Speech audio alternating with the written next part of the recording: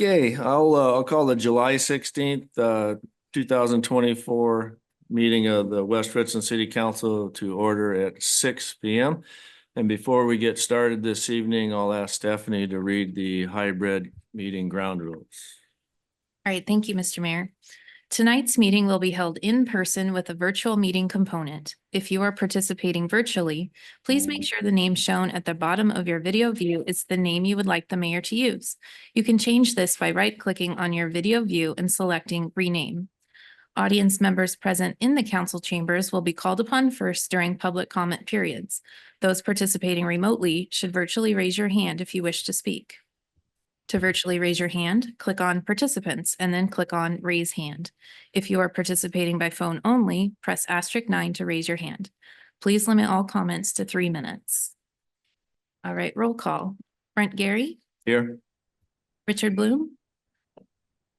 Fred Brink. Here, attending virtually. David Fetto. Here. May Hayes. Here. Kate Moran. Present. John Smart. Here. Ken Stoker. Okay, council, the agenda, let's see, the council member Stoker, I was gonna have him read the Pledge of Allegiance, but I'll ask council member Moran if she would, please. Pledge of Allegiance.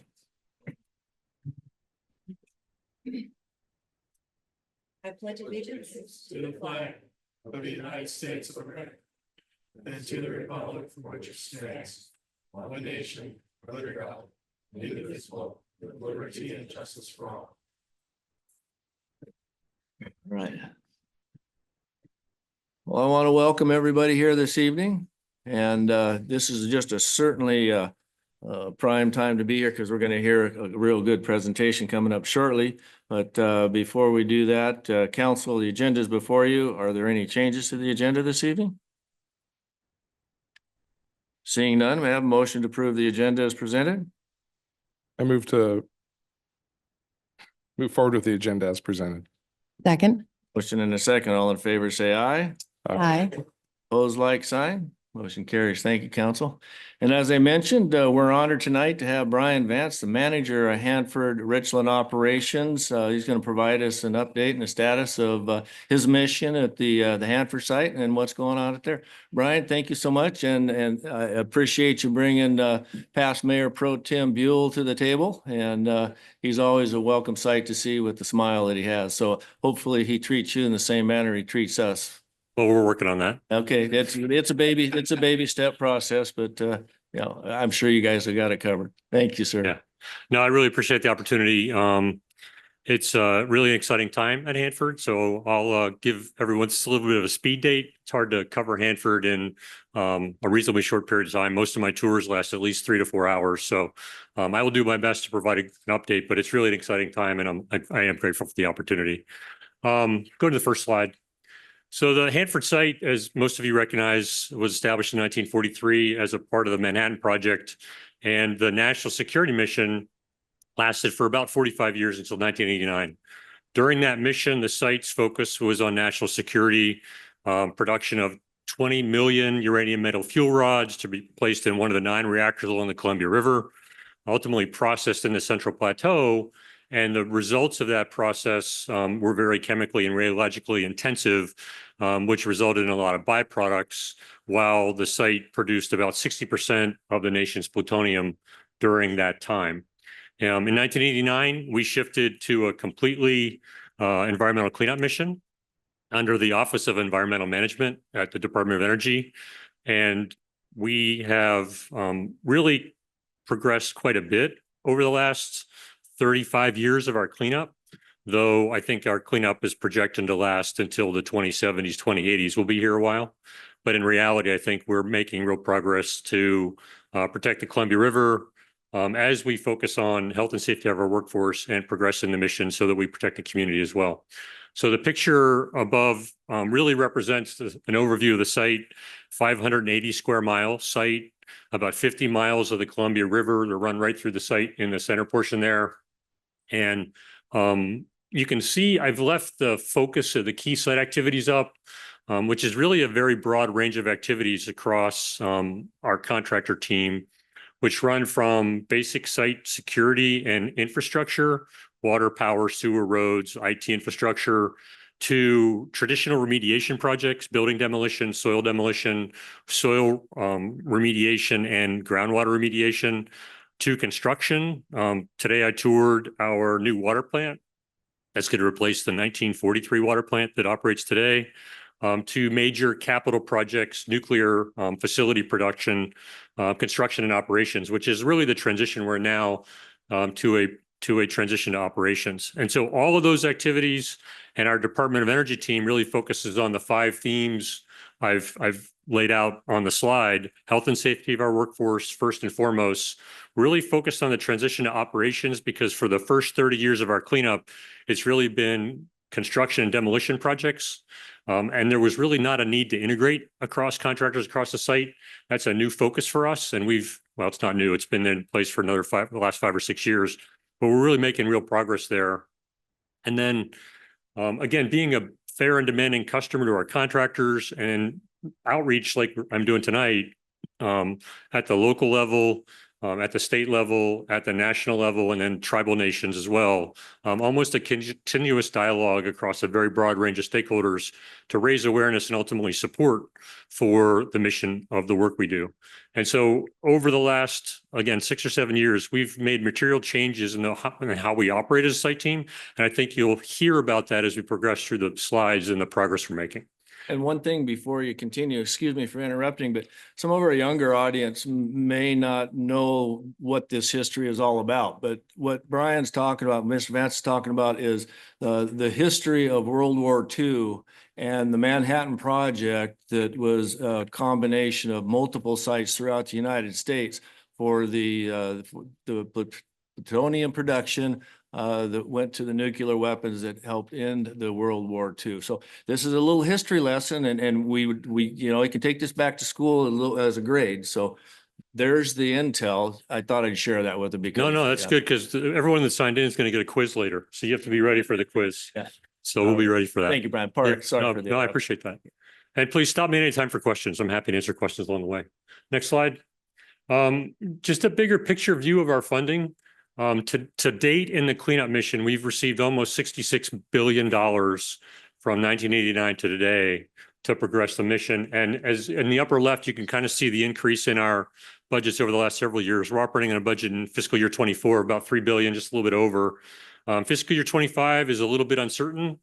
We expect a continuing resolution given the presidential election and national elections, things like that. But we'll be operating under the fiscal year 24 budget, which is $3 billion, a lot of money, and really trying to drive performance. The part that's not always obvious is the number of people that work at the site. I have a staff of about 500, 300 people, federal, and 200 support contractors. We oversee 6 contractors. The prime contractors employ between 9,000 and 10,000 people. And on top of that, we generally have 2,000 to 3,000 of subcontractors supporting our primes. So our badge count was 13,000 in January, 13,000 people making a living at the Hanford site, which if you think about the population of the Tri-Cities, about 300,000 plus. And I look at it from every person on our site is a family of 4. That's about 50,000 people in the footprint of our community. That's a big footprint. And so we take that part of our work very seriously. We subcontract through our prime contractors about between $400 and $500 million per year to businesses, many of them in the Tri-Cities as well. So when we think about the economic foundation that the Department of Energy and the Hanford site have in the Tri-Cities, it's a fairly big footprint, and we take that very seriously. We want to make sure that we're good partners with our communities and we're providing opportunities to move the site forward, but also providing that economic stability that I think you all benefit from. Next slide. That's our Hanford team. So now we have the DOE at the top. We operate, as mentioned, there's 2 Department of Energy organizations here. One is the Richland Operations Office, which was established when the site was transitioned to cleanup. And then the Office of River Protection was created to focus on the tank waste mission. We've operated like that since 2000, 2001.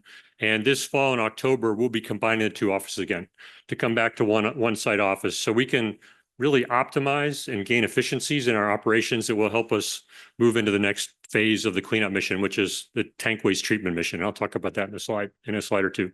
But across the 6 prime contractors, if you look at Washington River Protection Solutions, that's the tank farm contractor. Bechtel is constructing the waste treatment plant, and they'll actually operate it through the hot commissioning phase starting next year. We have a small occupational medical provider on the site to provide occupational medical services to our workforce. We have a small lab on the site that does a lot of the radiochemical analysis on the upstream side from the tanks themselves. And then we have the Central Plateau contractor, traditional cleanup, demolition, remediation, soil remediation, groundwater. And then the Mission Integration Solutions contractor is really the services contractor that supports all of the other contractors and where we gain efficiencies in how we operate the site. Because every dollar we save in how we operate gets plowed back into the cleanup. And that's where we can add the most value from our work. So again, the transition of making each of the contractors who used to operate somewhat independently, functioning as one single enterprise team, that's been a focus area. The pandemic kind of helped us with that a little bit. Not that I would choose a pandemic to drive us together like that, but it was actually very helpful in helping us all work together more effectively. Next slide. So a little bit of the history of our cleanup. This is just from 1989 to today for the $65 billion invested by the federal government. We have 9 reactors along the river. 1 is a national park, and I'd encourage you to go visit the national park this year if you haven't been there. We're going to close it this winter and work on some repairs to make it a better experience in the future. Because it still has the 1943 wiring, roofs, things like that. We got to get that fixed. But we're down to 1 reactor left that we haven't placed in interim safe storage.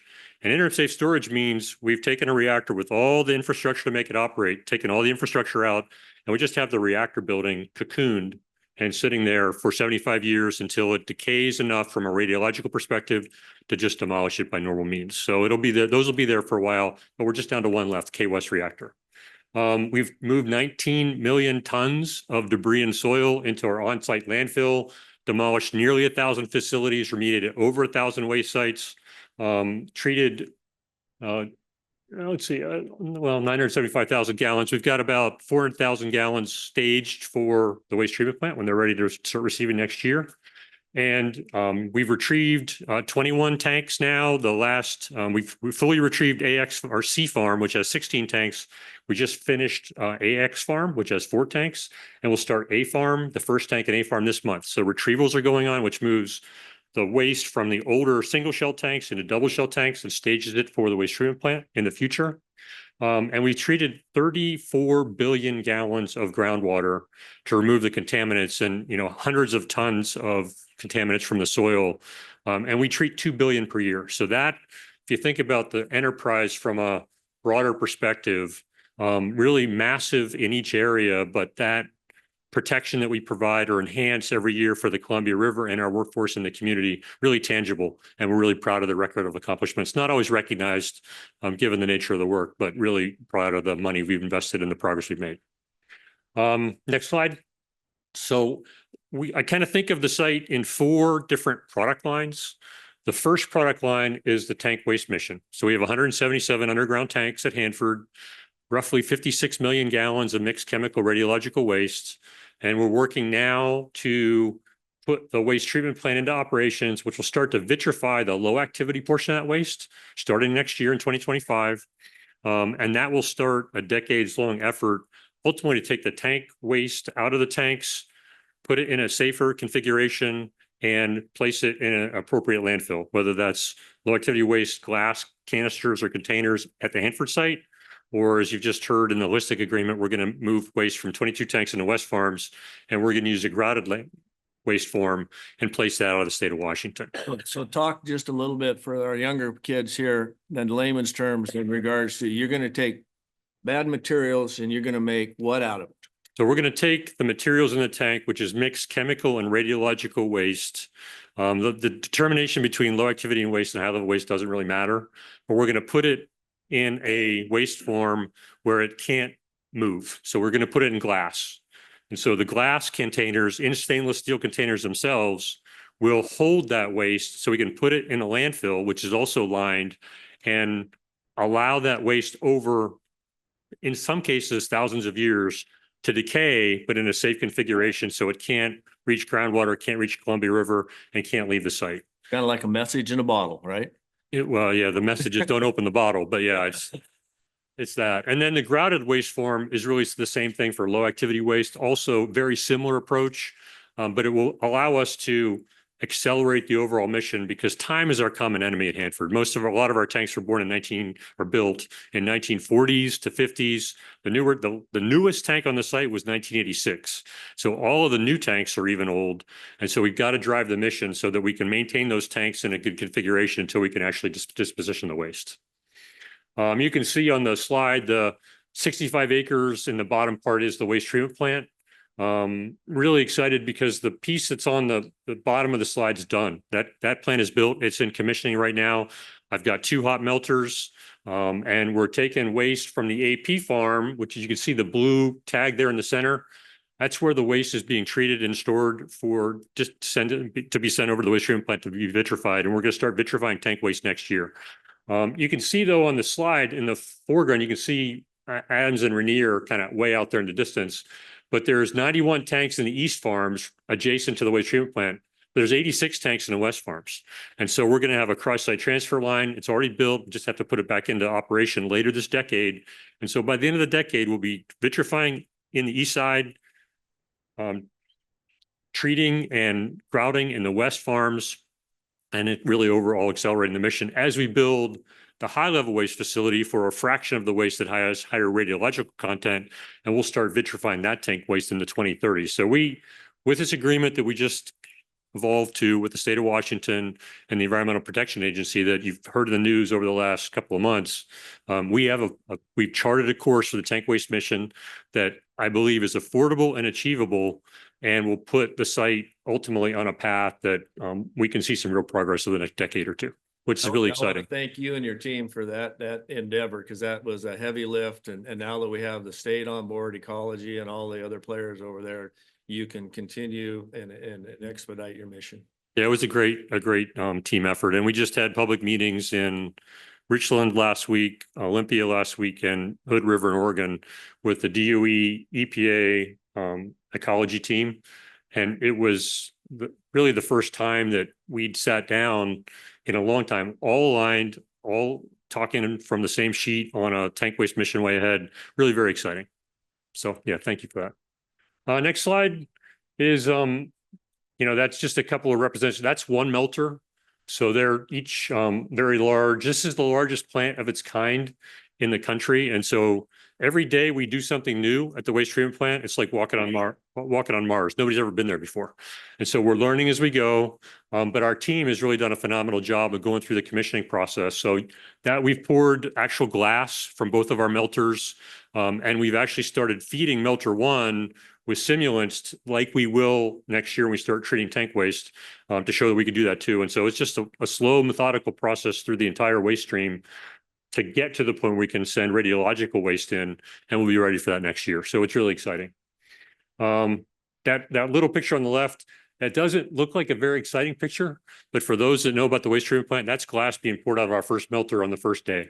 So really, really exciting to see that happen. And, again, we had never done that before. So it was an exciting day for all of us last October. Okay, next slide. Risk reduction projects. So we've got, a lot of, I'll say, traditional remediation projects going on. I'll just start at the northern part of the site and work south. So we've already completed, we're dewatering the basin for the K-West reactor. The basin was where the metal rods, when they were radiated for enough time to create plutonium from the fission process, would be pushed out the back of the reactor, literally, into the pool where they would cool down. And then after an appropriate amount of cooling, both temperature and radiological, that would be sent down to the central plateau for processing. It's a 1.2 million gallon capacity pool sitting about 300 yards from the Columbia River. So we want to get the water out of that pool. It's taken us a couple of years to clean it all out. And I'm happy to say we're halfway done dewatering. We're on the path to finish dewatering this month. We'll fill it with grout, and then it's in a stable configuration for a long time till we go back and ultimately clean it all up. So that's exciting. If you go to the waste encapsulation and storage facility, not shown here, we have 1,936 cesium and strontium capsules taken out of the tanks The cesium and strontium was extracted in the 70s and 80s because there was so much heat being generated. The waste was boiling, which is not a good situation. So we've got these canisters that are about that big. We're going to move them from wet storage into dry. The mock-up that is going to has all the standard equipment, and a full-size mock-up is already in place. They're already operating every day, developing procedures for it, training our folks. Next year, we'll start moving capsules. It'll take almost 30 months to move all the capsules over, but the facility upgrades are almost complete. And so that's a second major risk reduction. And about a third of the radioactive content of the Hanford site is in that pool. So it's a big deal to be able to move those containers over to dry storage where they're stable and secure and safe, and leave them there for the long term and empty that pool. So we're excited about that project. 324 building, we have a way ahead. It's got some contaminated soil underneath of it. Doesn't represent a risk to the river. We got monitoring wells downstream to watch that. We had to work our way through a little bit of a revised approach. But I think we're on a good path there. And then our groundwater program continues to send records every year. And every year we're moving between 10 and 25 wells, because as we see the content in the wells start to go down, we've taken the contaminants out. We want to move the wells and shrink the plumes and drive them away for the Columbia River. And so we're doing that almost on a continuous basis. So we're really making great progress on that part of the mission as well. Very exciting. Next slide. As I mentioned, we still have infrastructure to operate: water, power, sewer, all those things that make a county size piece of land with an industrial capacity go. And so, what you see up there, the left-hand side is our new water plant to replace the 1943 water plant. Now, first of all, the designers of the 1943 water plant, kudos, but it's tired. So it's time to replace it. But I was in there today. They're really making great progress. We're working with Bonneville Power Administration to put up some new towers for power lines, because once you have a melter that's hot, you got to keep it hot, or it becomes maybe a $500 million rock, and I don't want that to happen. So we're enhancing our reliability of our power system to support that. And then really just roads. I mean, I've got a lot of roads on the site, over 300 miles of roads that we're always updating and making sure that they're safe to operate. That along with older facilities, things like that. So all the infrastructure that you have in the city of West Richland, and I'm sure your standards are probably higher than sometimes we have to live with on the site, to maintain all those roads and power and all those things. We're doing that on a broad scale as well. Next slide. And really the base operations, we focus very heavily on training at our site. Again, I will go back to our top priorities, the health and safety of the workforce. We have a world-class training center in the Hammer Training Center facility itself. You can see a firefighting training up there. You can see some of the radiological training on the right-hand side as well. That facility is really focused on getting everyone on the site up to a certain standard of proficiency in physical work and physical operations, so they're comfortable in the protective equipment they wear, so they can be safe when they're doing their work. So that's really a part of our culture that is really important. And everybody that comes to Hanford at some point goes through the Hammer Training Center. And then you can see our Hanford Patrol Training Academy, which is world-class as well. We have national security materials on the site that we have to safeguard. And so we have a guard force that supports that. And, I've been on all their ranges. I've done the speed course that they have to train their folks how to drive fast in situations. That's a world-class team, and they really do provide a great service to all of us. So we're really proud of what they do, and really pleased that they've committed to the site and the mission we have. Next slide. Really might get off the stage slide, which I think I hit the time. Really lots of reasons to be optimistic about the Hanford cleanup. If you think about, we tend to focus on the challenges of the day, which, we have a lot of those. It's a complex mission. It's a complex, from a technical perspective, it's complex in a regulatory perspective. It's a complex stakeholder environment, complex tribal environment, complex commercial environment in some ways, and then uncertainties with budget, all those things. But at the end of the day, if you step back and look at the site, all the things I talked about, probably between 5 and 10 years ago, people didn't think we'd be accomplishing all of those things, let alone all of them at the same time. And now they're all going on at the same time. And so what we've really been able to capitalize on is a fundamentally different approach to the management and leadership of the site that the department has represented. Our contractor partners have bought into, working with our regulatory partners to help us all create a more constructive and positive dynamic to move this mission forward because again, we recognize the importance of our work from the community's perspective, not even the economics part of it, which I think is really important.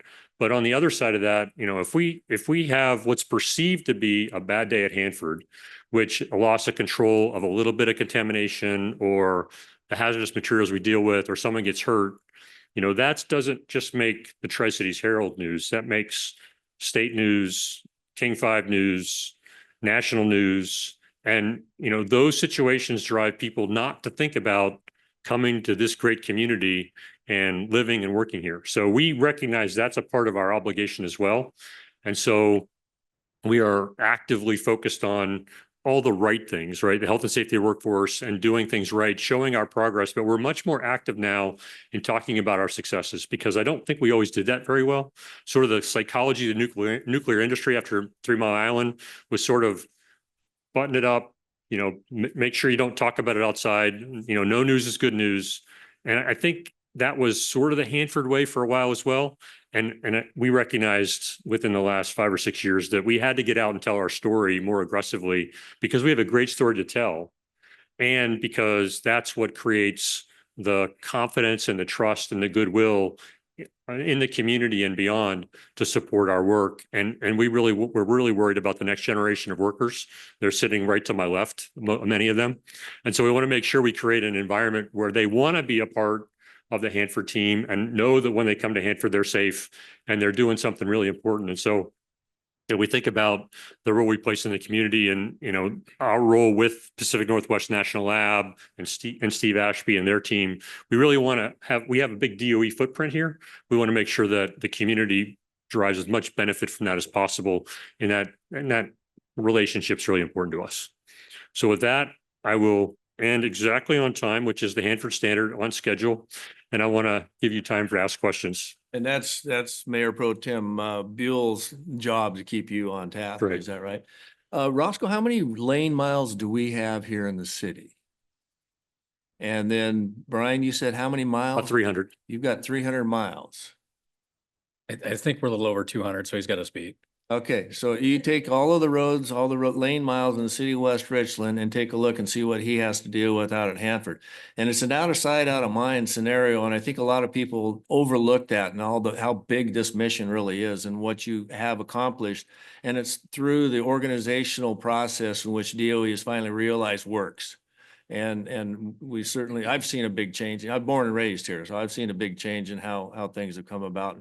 We certainly appreciate everything that you and your team have done over the years. And as the chair of ECA, I'll make sure that you keep you lined up and so Buell doesn't have to do all of that. But we appreciate everything that you do for sure. Council, do you have any questions? And I'm going to actually open it up if anybody in the audience, since you have such a captive audience, if anybody has any questions. Yeah, and it might help with the quiz later. Yeah. Yes, Mayor. Mr. Vance, so one of the questions I get asked often is, when will a portion or a usable portion of the Hanford site be opened to the community? Right now, there's a fence around the entire boundary. Yeah. People ask, like, when do we get to go to Rattlesnake Mountain? Or more the point, when do we get to open up some of that land that's maybe closest to the cities? Well, we have a comprehensive land use plan that was completed in the late 90s, early 2000 timeframe that kind of lays out the future of the site from a land use perspective. About 20% was zoned for industrial, which is mostly on the southern part of the Y barricade on the site. Most of the rest of the site, 80% was conservation.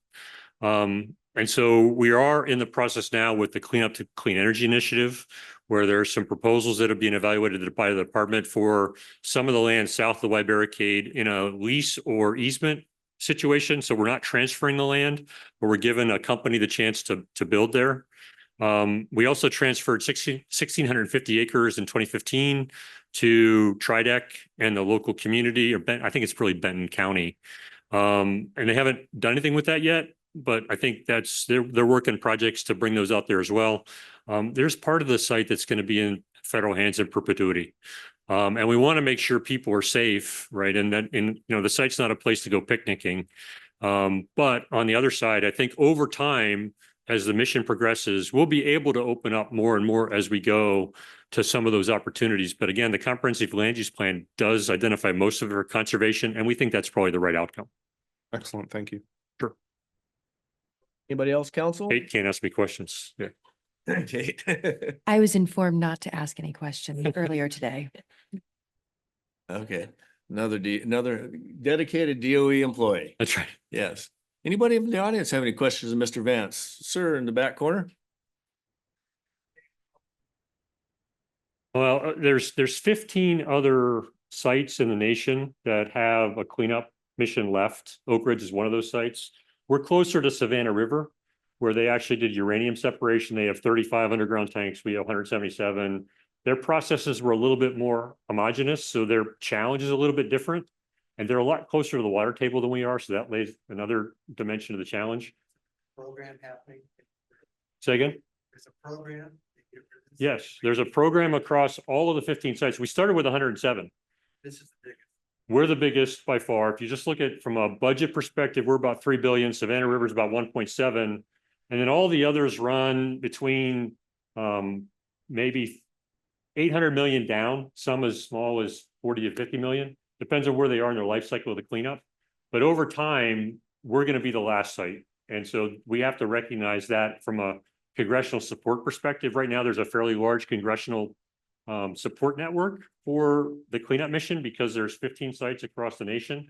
As they get completed and those fall off, the cleanup interest, well, the congressional members interested in cleanup gets smaller and smaller. That's why our trajectory is so important, to set a course that everyone sees as making progress, delivering taxpayer value, doing it safely so that we can maintain that support through a mission that's probably going to run into the 2080s, 2090s. What's the target date of your completion? Say again? What's the target date of your completion? I'd say 2080 to 2090 in that range. Because it's hard to guess. And you can start demolishing, it's the bid plan. Start demolishing. Well, we've built that plant to work for 40 years. We've got some plans to maybe extend it depending on the longevity of the mission. A lot really depends on if technologies evolve over time to create other opportunities for us to use different technologies to clean up the tank waste mission. So we could get to a point where we shut the waste treatment plant down if there's another path, but we don't want to stop. And right now, what we've been able to identify is we're learning a lot of lessons from the low activity waste facility that we're plowing into the high level waste facility to make sure that facility is successful going forward as well. And then, nobody's ever done this before. And so we've got the learning going on that will support the workforce maturing for decades to come. And so we really see a synergy between the low activity facility, high level waste facility, and then whatever technologies come along the way that we can build into the program to accelerate the mission, we're going to try and do that because we want to, within the budget constraints we have, because we can't do everything. $3 billion is a lot of money, but it can't do everything. We're going to try and invest in the way that drives the risk profile of the site down as fast as we can. That creates the safest workplace for the workforce that we have on the site, but also protects the community in the Columbia River the fastest. So that's what we're focused on. I think I heard. 2080, yeah. I probably won't be there. All right. Brian, thank you so much. We certainly appreciate you and your team, what you do, and for giving us the update this evening and having an opportunity to share with people who had in our audience tonight. Yeah, So thank you very much for the sir. time. Really appreciate it. You bet. Yep.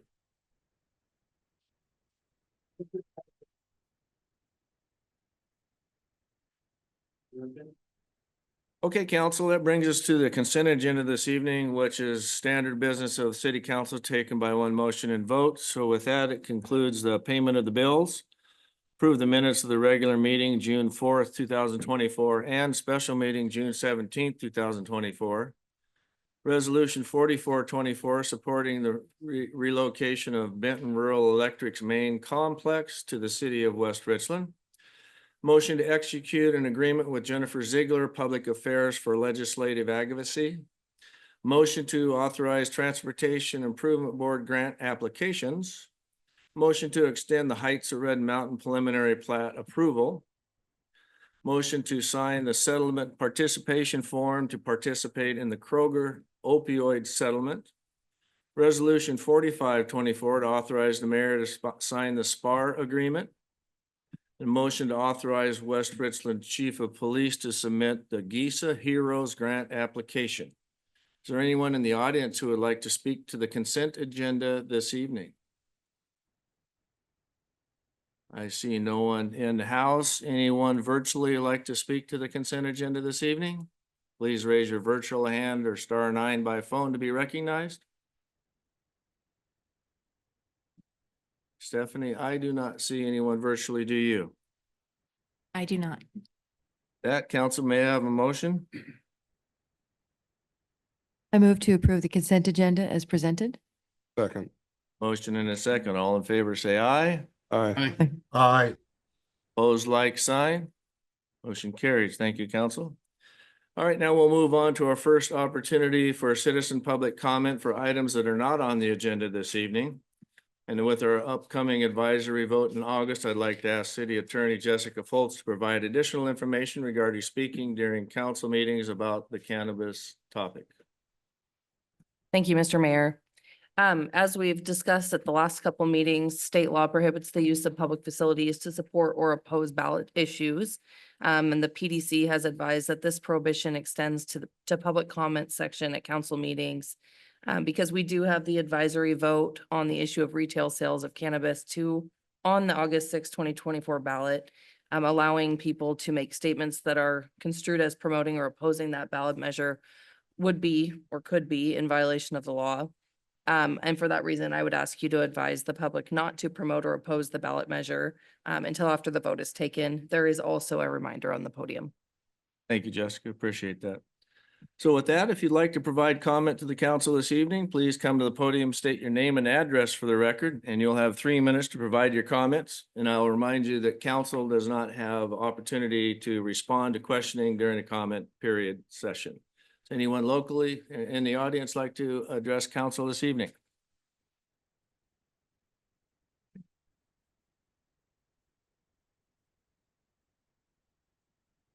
Hi, my name's Michaela Leinonen. I live at 3003 Hermant Court with 2 of these kiddos that are up here. They were a little nervous about speaking, so I'm speaking for them. Thank you for letting us learn about government and how it works and how important civic engagement can be. All these kids are here, and a lot of kids and parents in the audience are here because recently someone has been calling the police about fishing at the ponds and the lakes. We are now aware that it is under the current ordinances that is no longer allowed as of 2021. These kids would like, and parents would like that to be changed because it's a great opportunity for kids to be outdoors, for kids to be engaged with other kids and learning a new skill. And it's something that is really hard to do in a lot of locations throughout our city. And it is one that is easy to get to. Kids can bike there. They can go with friends as they get older. There's not many activities in our city for older kids, and this is one that they can go and hang out and be doing something good. They have a poster that they've made that show amazing support through social media from so many different people. And these are just some of the comments that we have seen on social media about people supporting kids having the ability to still fish at the lakes. We've also, the kids gathered pages and pages and pages of signatures. And so this little packet that a couple of the kids have, we'd like to give to you. It includes some of the comments on social media, along with the signatures from a bunch of people. There's principals, there's an FBI agent, there's police officers, there's parents, there's multiple students, there's all kinds of people that feel that this is really important.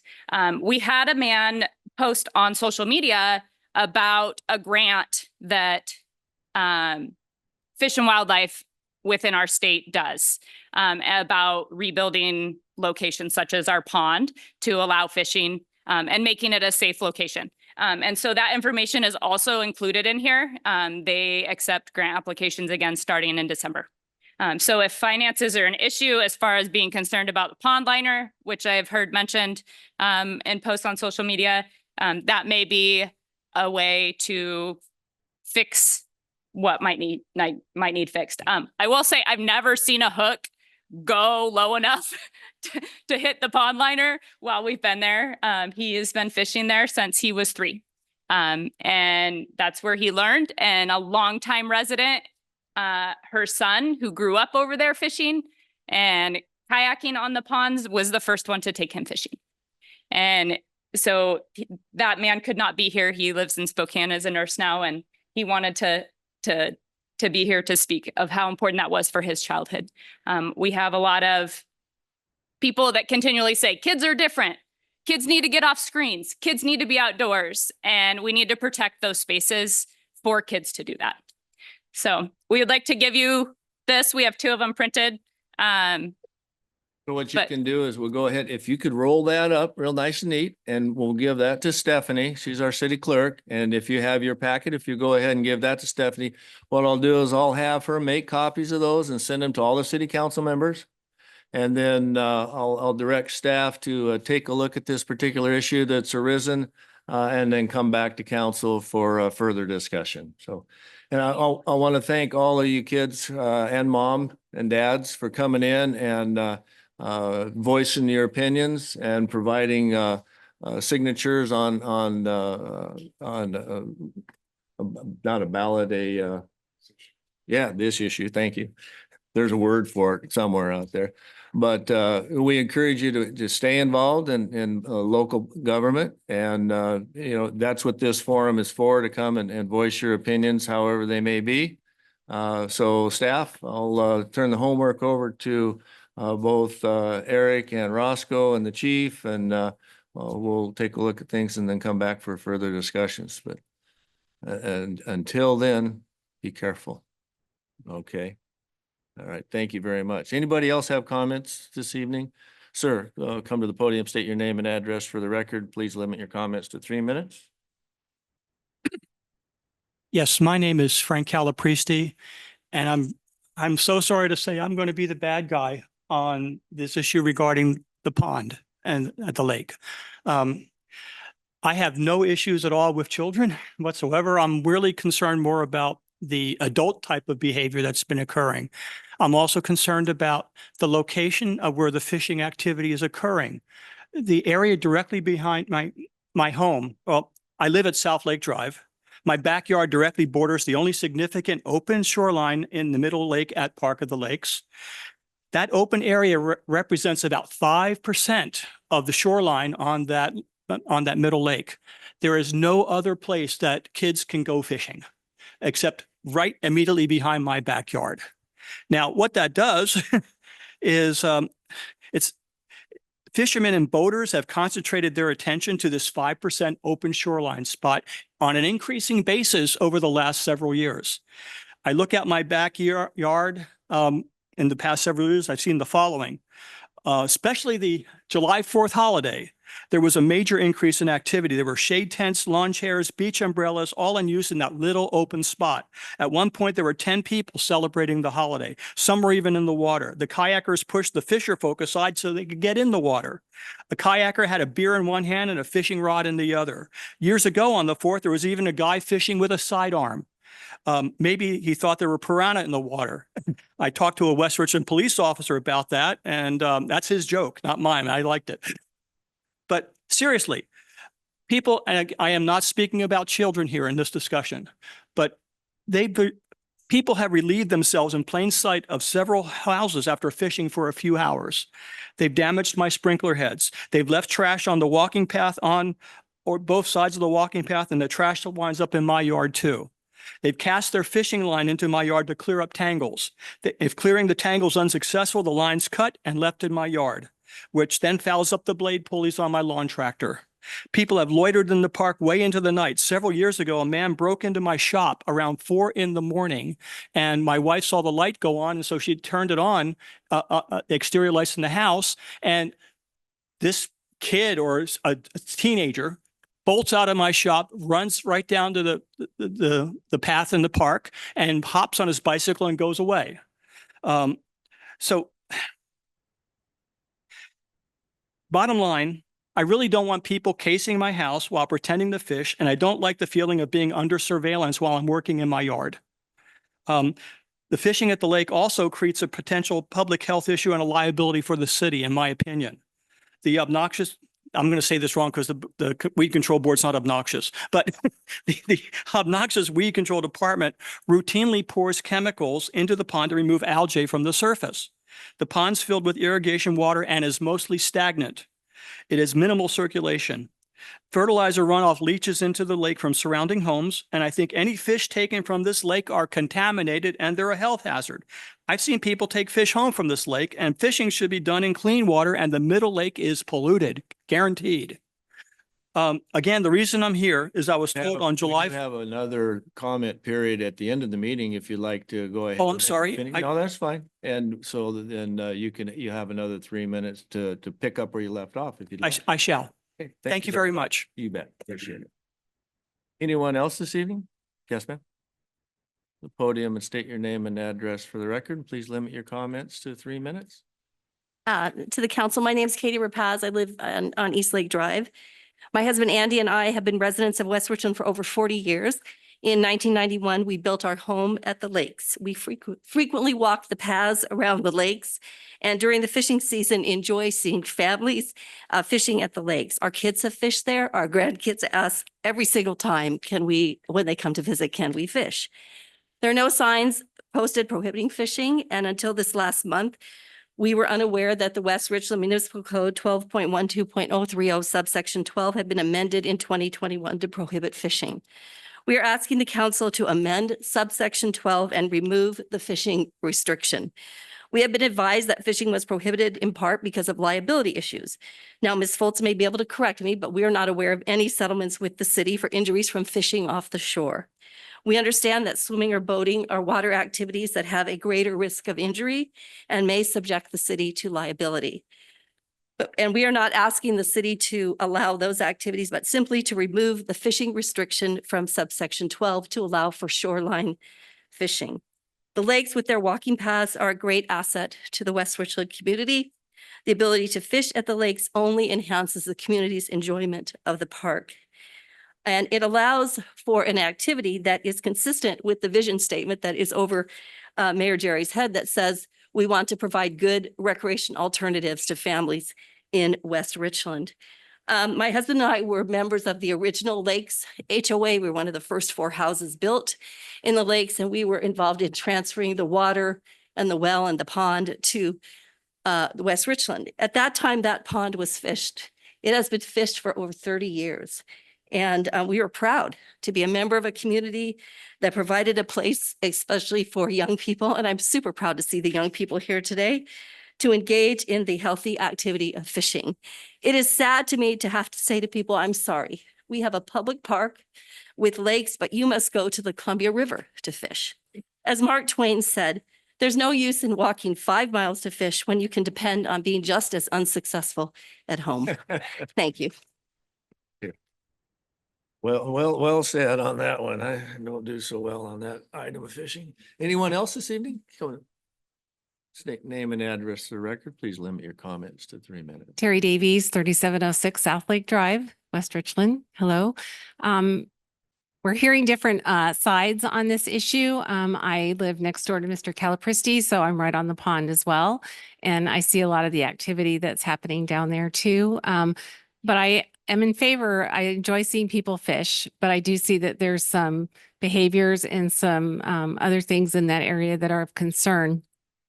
There's a code that is on the books right now, and there are people who want to fish.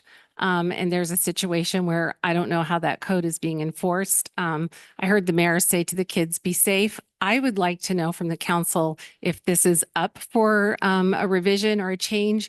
What is going to happen in the meantime? Because I think it's only fair to those who want to fish and for those who have concerns about fishing and for law enforcement who's responsible for upholding that or code enforcement, what the plan is going to be in the interim. Thank you. Anyone else? Name and address for the record, and please limit your comments to 3 minutes, sir. My name is Gideon Bird. I live on 2319 South Highlands. I'm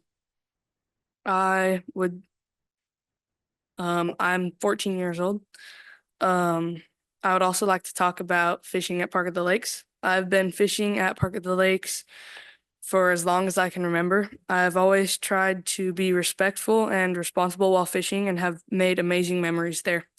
And I've even taken my siblings and other kids out to the pond and helped them to learn how to fish, and they had a blast and I had a blast. Overall, I would love it if this rule that prevents people from fishing at Park of the Lakes would be lifted. Thank you. Anyone else? Point of order, please. We restrain from applause or any type of items in regards to that.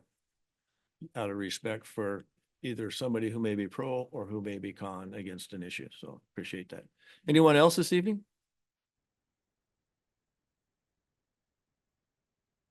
Name and address for record, sir, and please limit your comments. My name is Dennis Fiscom. I live at 6410 Westview Loop, West Richland. I've been a resident here in West Richland now for over 40 years. I'm going to bring up something that may or may not be a new issue, but here just recently, within the last probably 3-4 days, I've noticed in the mornings, my wife and I get up and we go out for walks, and around the neighborhood, there is still fireworks debris laying, on the streets and whatnot.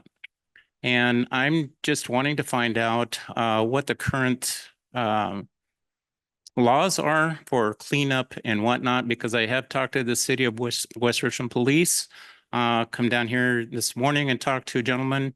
It doesn't seem like anything's being enforced as far as cleanup after, fireworks displays have been set off on the 4th. And this is getting to be a real concern, because you see stuff that's going to get into our wastewater drains and whatnot. And it's chemical. It's not just, the actual large canisters and stuff like that. There are some, or were some, in this area that were just left alongside the curb. This was on July the 9th. And so they're waiting for the garbage people to come in and pick that up. And I don't think that's fair. So I want to know is there anything in the city here where residents are responsible for picking up totally after they have their fireworks displays?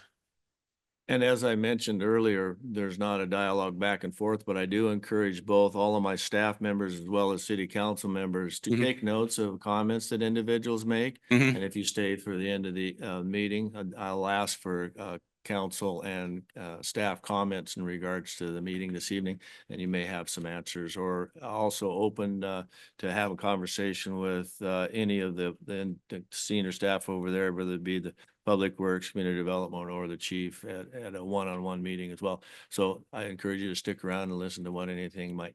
Will do. Thank you so much. Further welcome, sir. Anyone else this evening? Name and address for the record and 3 minutes. Dan Evans. I live at 3505 Clear Lake Court. I want to switch gears really quickly and talk a little bit about Little League. I know I've talked to you guys many times about it.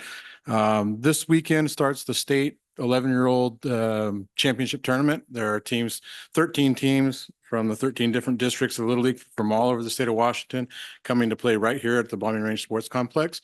I really want to thank you guys.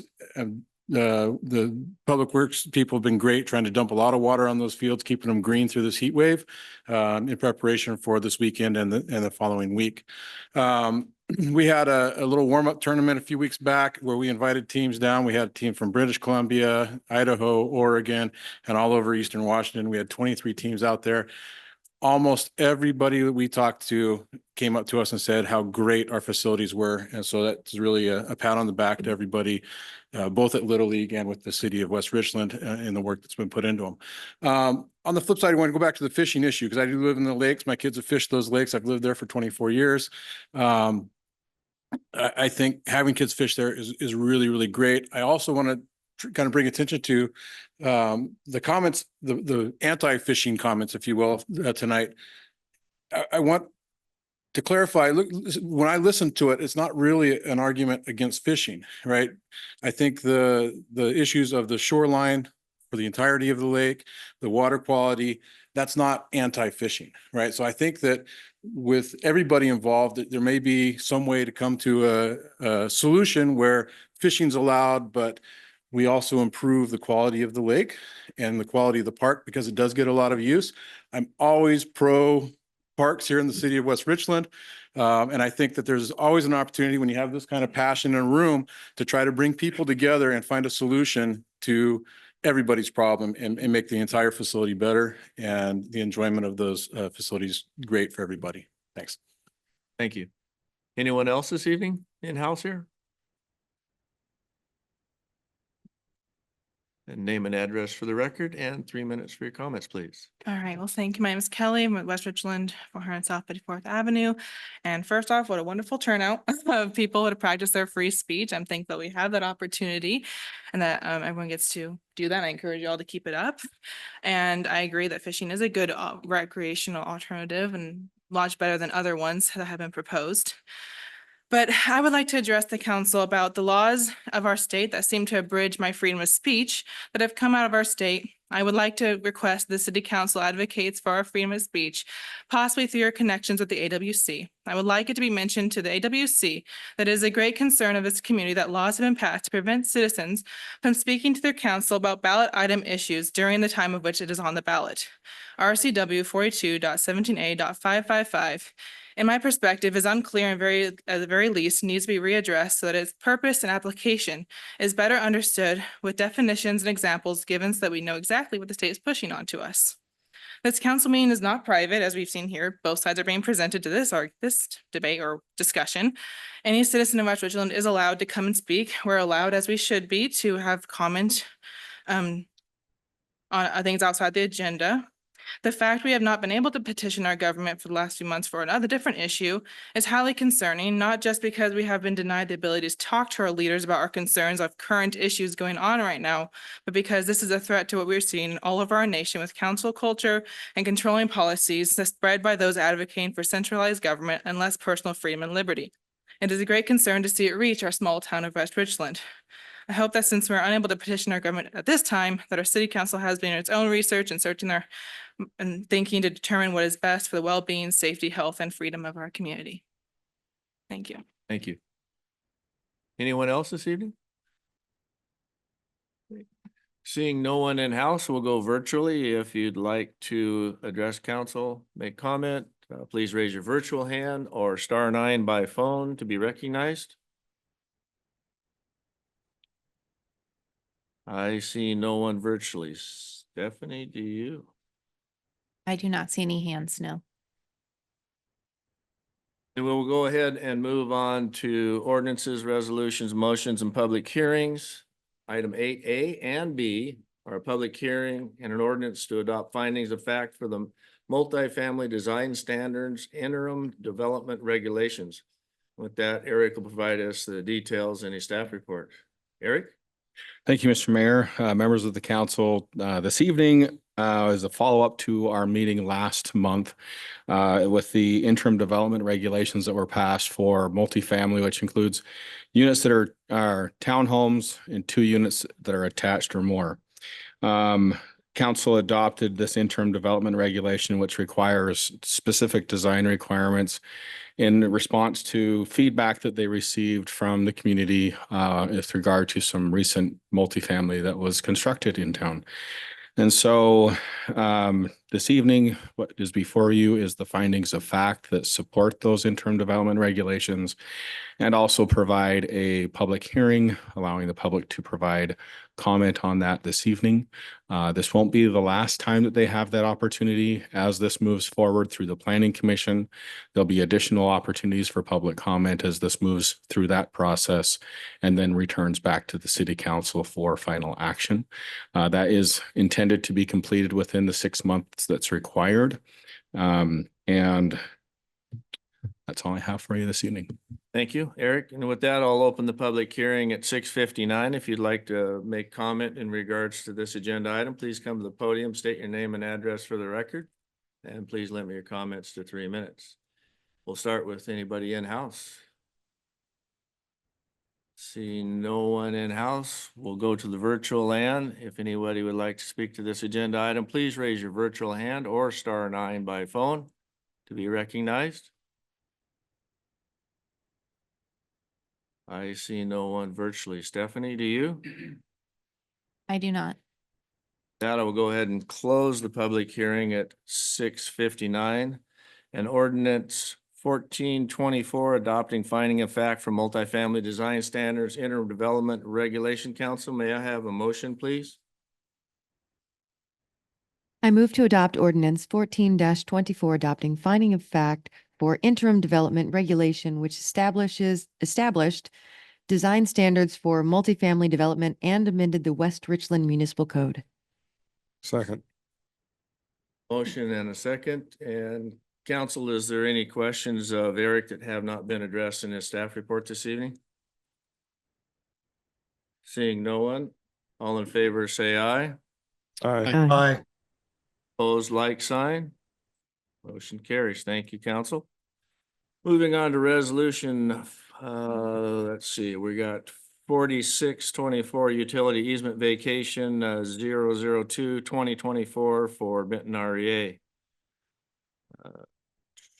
Council, do I, let's see, who's got our staff report this evening on that one? I do. Eric, you're up first. All right, it's my show tonight for the most of these items, unfortunately or fortunately. So this evening, this is a public hearing for a utility easement vacation for Benton REA. There are two of them. One is a 20-foot easement and the other is a 10-foot easement on lot 5 of record of survey 5324. These were easements that they had in place for their utility power that they needed vacated so that they can construct their new facility. So staff sent this out to the other utilities and provided opportunity for them to comment. We did not receive any comments from them, nor did we receive any comments from the public on this matter. And so Public Works that was sent me a memo, the support of this, that they don't have any need for those utility easements either. So what's before you this evening is a council or staff supported, I should say, staff supported easement vacation for Benton REA. Thank you. Council, may I have a motion? I move to pass resolution 46-24. Public comment first. Missing that section on my agenda, my apologies. So public comment regarding to the utility easement vacation. I'll open the public hearing at 7:02. Anybody like to make comment to this agenda item, please come to the podium, state your name and address for the record. Seeing no one in house. We'll move to the virtual end once more. Virtually *9 or raise your virtual hand to be recognized. I see no one virtually. With that, we'll close the public hearing at 7:02. Council, may I have a motion, please? All right, I move to pass resolution 46-24, authorize the vacation of 20-foot and 10-foot utility easements for file VACA 0002-2024. Second. Second, any questions of Eric that you might have that wasn't addressed in the staff report? Councilmember Smart? Yeah, so I would want to confirm that these easements, especially the ones that adjoin property owned by others besides the city, I presume just assure me that there's been an analysis that they're not going to be required for future development in those areas. That's what Public Works is for. That's why I send it to them and they verify that those are no longer going to be needed. So they've reviewed that and provided me with assurances that those are no longer needed. Excellent. I'm always confident that happens. Just have to ask. Thank you. Anyone else? All in favor, say aye. Aye. Aye. Like sign. Motion carried. Thank you, council. Moving on to item 8E is an ordinance amending the West Richland Municipal Code to dissolve the Board of Adjustments. And with that, Community Development Director again, Eric Mendenhall, present your staff report. Thank you. Yes, Mr. Mayor, members of the council, before you this evening is an ordinance that will dissolve the Board of Adjustments and assign their duties to the Planning Commission. And what their duties really consisted of only was to review major variances. This was a committee that would have to be put together. The concern from staff was that Those variance criteria are very specific and very limited. Knowledge and understanding would have to be there for those board members. And so creating a committee or the board and then retaining them for a duration. And as long as I've been here, we have not had to process a variance. So many times board members would serve their full 5-year term and never see an application. So the concern there is just the efficiencies of it, making sure that we had qualified individuals serving there. After staff reviewed this, it's recommended that those assignments move to the Planning Commission as they have a good understanding of planning rules, policies, and procedures. So that's the recommendation before you this evening, is to dissolve the Board of Adjustments and assign those duties to the Planning Commission, and the code to justify those and make those changes are attached. Thank you, Eric. Is there anyone from the audience who'd like to speak to this agenda item this evening? If so, come to the podium, state your name and address for the record. Seeing no one in house, virtually, *9 or raise your virtual hand to make comments to this agenda item. I see no one virtually. Stephanie, do you? I do not see anyone, no. Council, may I have a motion, please? I move to adopt ordinance 1524, a municipal code text amendment to dissolve the Board of Adjustments and assign duties to the Planning Commission. Second. Motion and a second. Any more questions of Eric that wasn't provided any staff reports this evening? No, just one quick comment that the lack of use of the board, it makes this a reasonable move. And if we ever get to the point in our city where we have an abundance of variance requests and we need another adjustment board, we can always make one up, right? So.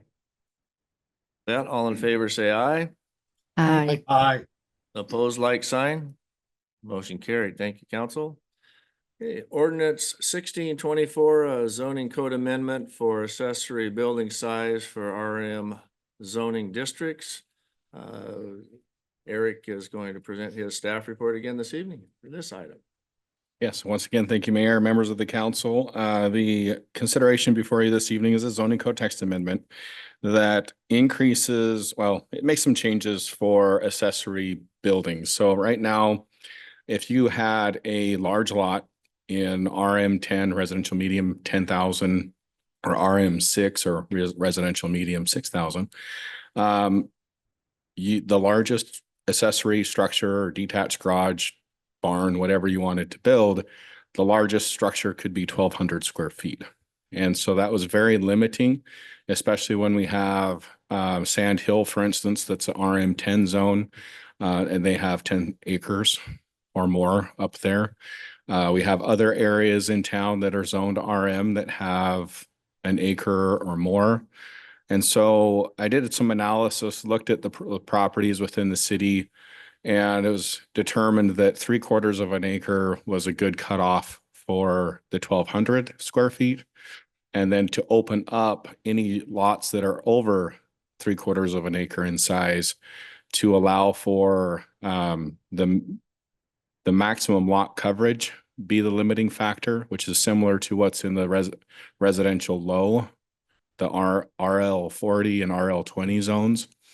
And so looking at that, staff's making that recommendation that we open it up to be more similar to those RL zones when you have a larger lot. I also looked at other jurisdictions and what they have, and that's included in the staff report. And it's a mix across the other cities as far as what they allow and what they don't. Most of them are fairly limited. But again, looking at the larger lots, it makes more sense to have that ability for a larger detached structure if you have an acre and you've got a 2,000 square foot footprint for your home, to be able to add on additional structures to your property to help provide more of what you're hoping for. And that was the other part, is that I received a lot of phone calls was what initiated this.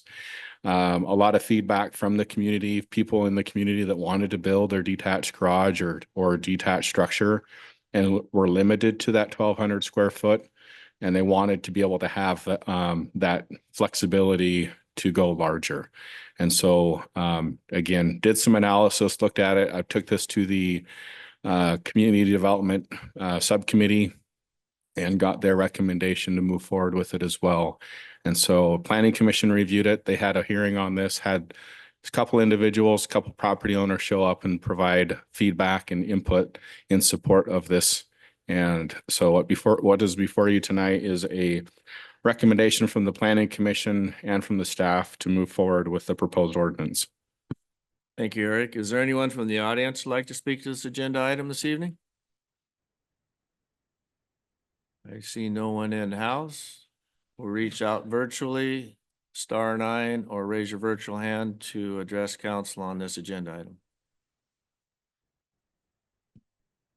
I see no one virtually. Stephanie, do you? I do not see any hands, no. You? Council, may I have a motion, please? I move to adopt ordinance 1624, a municipal code text amendment to allow for increased accessory building size in RM zoning districts. Second. Motion and a second. Council, is there any other questions you have that haven't been answered in the staff report this evening? Councilmember Moran? Thank you. One thing, when I was doing another read through, I was looking at under, let me find where I'm at, under section B for development standards, number 1. I'm just wanting to make sure it's all right that where it's talking about height, the first sentence talks about how in RM 6, 10, and DMU, the multi-use zoning districts, maximum building height to the top of roof ridge shall not exceed 20 foot. And then in the next sentence, it says in RL 20 and lots greater than that 3/4. I'm wondering if that first sentence needs to be adjusted to make sure that it allows for those RM 6 and 10 greater than 3/4 of an inch or 3/4 of an inch, 3/4 of an inch. It's been a long day. If it needs to be changed in that first sentence as well, or if it's fine just to have that in the second sentence as it is. So your B1, is that what you're talking about? Yes, where it says for the heights. So the height, the first part of that, the first sentence refers to RM 6 and RM 10 and DMU zoning districts and says it can only be 20 feet. But then in the next sentence, it says the RL 20 zone and lots greater than 3/4 of an acre in the RM 6 and RM 10 zoning districts, the maximum building height to the top of the roof ridge shall not exceed 25 feet. So it's a whole nother sentence allowing for that extra height in those districts. Right. I just want to make sure because I know I more and more with my other job that I have, I read a lot of words. And if one sentence is saying one thing and then another sentence is saying another thing for that, even though it's just a section of that other thing, I'm concerned that the semantics might mess something up. I just want to make sure it's okay not to have a restriction as to which, saying something like the RM 6 and 10 less than 3/4 acres, along with the multi-use zoning districts for the first section. That's my only concern. I don't think that it's going to be a problem with how it's written. Okay. Okay. Anyone else? Seeing none, all in favor say aye. Aye. Opposed, like sign. Motion carries. Thank you, council. Item 8G is an ordinance to amend the 2023-2024 biennial budget. And now it's Aaron Gwynn's show for staff report. Aaron? All right. Thank you, Mayor Gary. Good evening, council, citizens. This evening, I'm presenting the 11th budget amendment of the 2023-2024 biennial budget. This budget amendment contains 6 items in 4 separate funds. For the general fund, there are 2 police grants that we are recognizing revenue and corresponding appropriations. One of the grants is from Washington State Auto Theft Program Authority in the amount of $36,481 for the purchase of a new radar trailer. The second grant is from Washington State Criminal Justice Training Commission in the amount of $5,400 for officer wellness. The third item in the general fund is for an increase in appropriations in the amount of $30,000, which is coming from the ending fund balance for legislative advocacy services, which correlates with the contract that was approved previously tonight. For Fund 301, we are recognizing revenue and increasing appropriations in the amount of $1,772,240 for the State Route 224 Red Mountain project. This correlates with Amendment 3 to the Washington State Department of Transportation Participation Agreement authorized by Council on May 7th. For Fund 302, this amendment increases appropriations in the amount of $160,000 and ending fund balance for the North Lake East Lake roadway repair project. This correlates with the contract awarded by council on June 17th. The final item in this amendment is in Fund 441, which appropriates $35,000 from the ending fund balance. These funds are for purchasing a 1-acre parcel from the city of Richland near Twin Bridges for the future site of the second intertie booster pump station, which we'll need for the Lewis and Clark development. Staff recommends passing the attached ordinance. This amendment authorizes an increase in the 2023-2024 appropriations in the amount of $2,039,121 and an increase in the total resources in the amount of $1,814,121, bringing the revised budget to a total of $147,800,302. Thank you, Aaron. Is there anyone from the audience like to comment on this agenda item this evening? Seeing no one in house virtually, anyone like to comment on this agenda item, please raise your virtual hand or *9, be recognized. Seeing no one virtually, Stephanie, do you? I do not. Council, may I have a motion, please? I move to pass ordinance 17-24, amending the City of West Richland 2023-2024 biannual budget. Second. Got a motion and a second. Council, any further questions of Aaron on this item? Seeing none, all in favor say aye. Aye. Opposed, like sign. Motion carried. Thank you. I'll make note that Councilmember Bloom has joined the council meeting at 7:15. It's a couple of minutes before this last agenda item. With that, we'll go ahead and move on to item 8H is a motion to approve extended the use of employment contracts for senior staff and police commanders. And I'll have our HR manager, Salila Smathers, present a staff report this evening. Councilmember Bloom has joined by way of virtual. Good evening, Council. Filling high-level positions can be challenging due to the extensive education, experience, and skill set that's required of the position. Sorry, is that better? Yeah, perfect. Each election cycle, the staff in these roles are very aware that a new administration can come in and opt to replace them with other staff who align more closely with that administration's campaign platform. To reduce the likelihood of directors seeking new employment each election cycle, West Richland implemented employment contracts for directors 11 years ago, about in 2013. Since then, senior staff has grown to include additional positions. It is proposed that council extend employment contracts to include all of senior staff and police commanders. Positions such as the city clerk, the IT manager, and HR manager, who report directly to the mayor, face similar risk of termination if a new administration seeks a different direction. Recently, police commanders have experienced similar vulnerability, knowing their positions may be at risk if the city decides to hire a new police chief with different operational views. Employment contracts are not intended to be a golden parachute. The maximum payout is equal to 5 months' salary. There is no payout to the employee if they are terminated for cause or if they resign. The employee is only paid if they are terminated without cause, essentially laid off through no fault of their own. I would also like to mention that this did go through the finance subcommittee.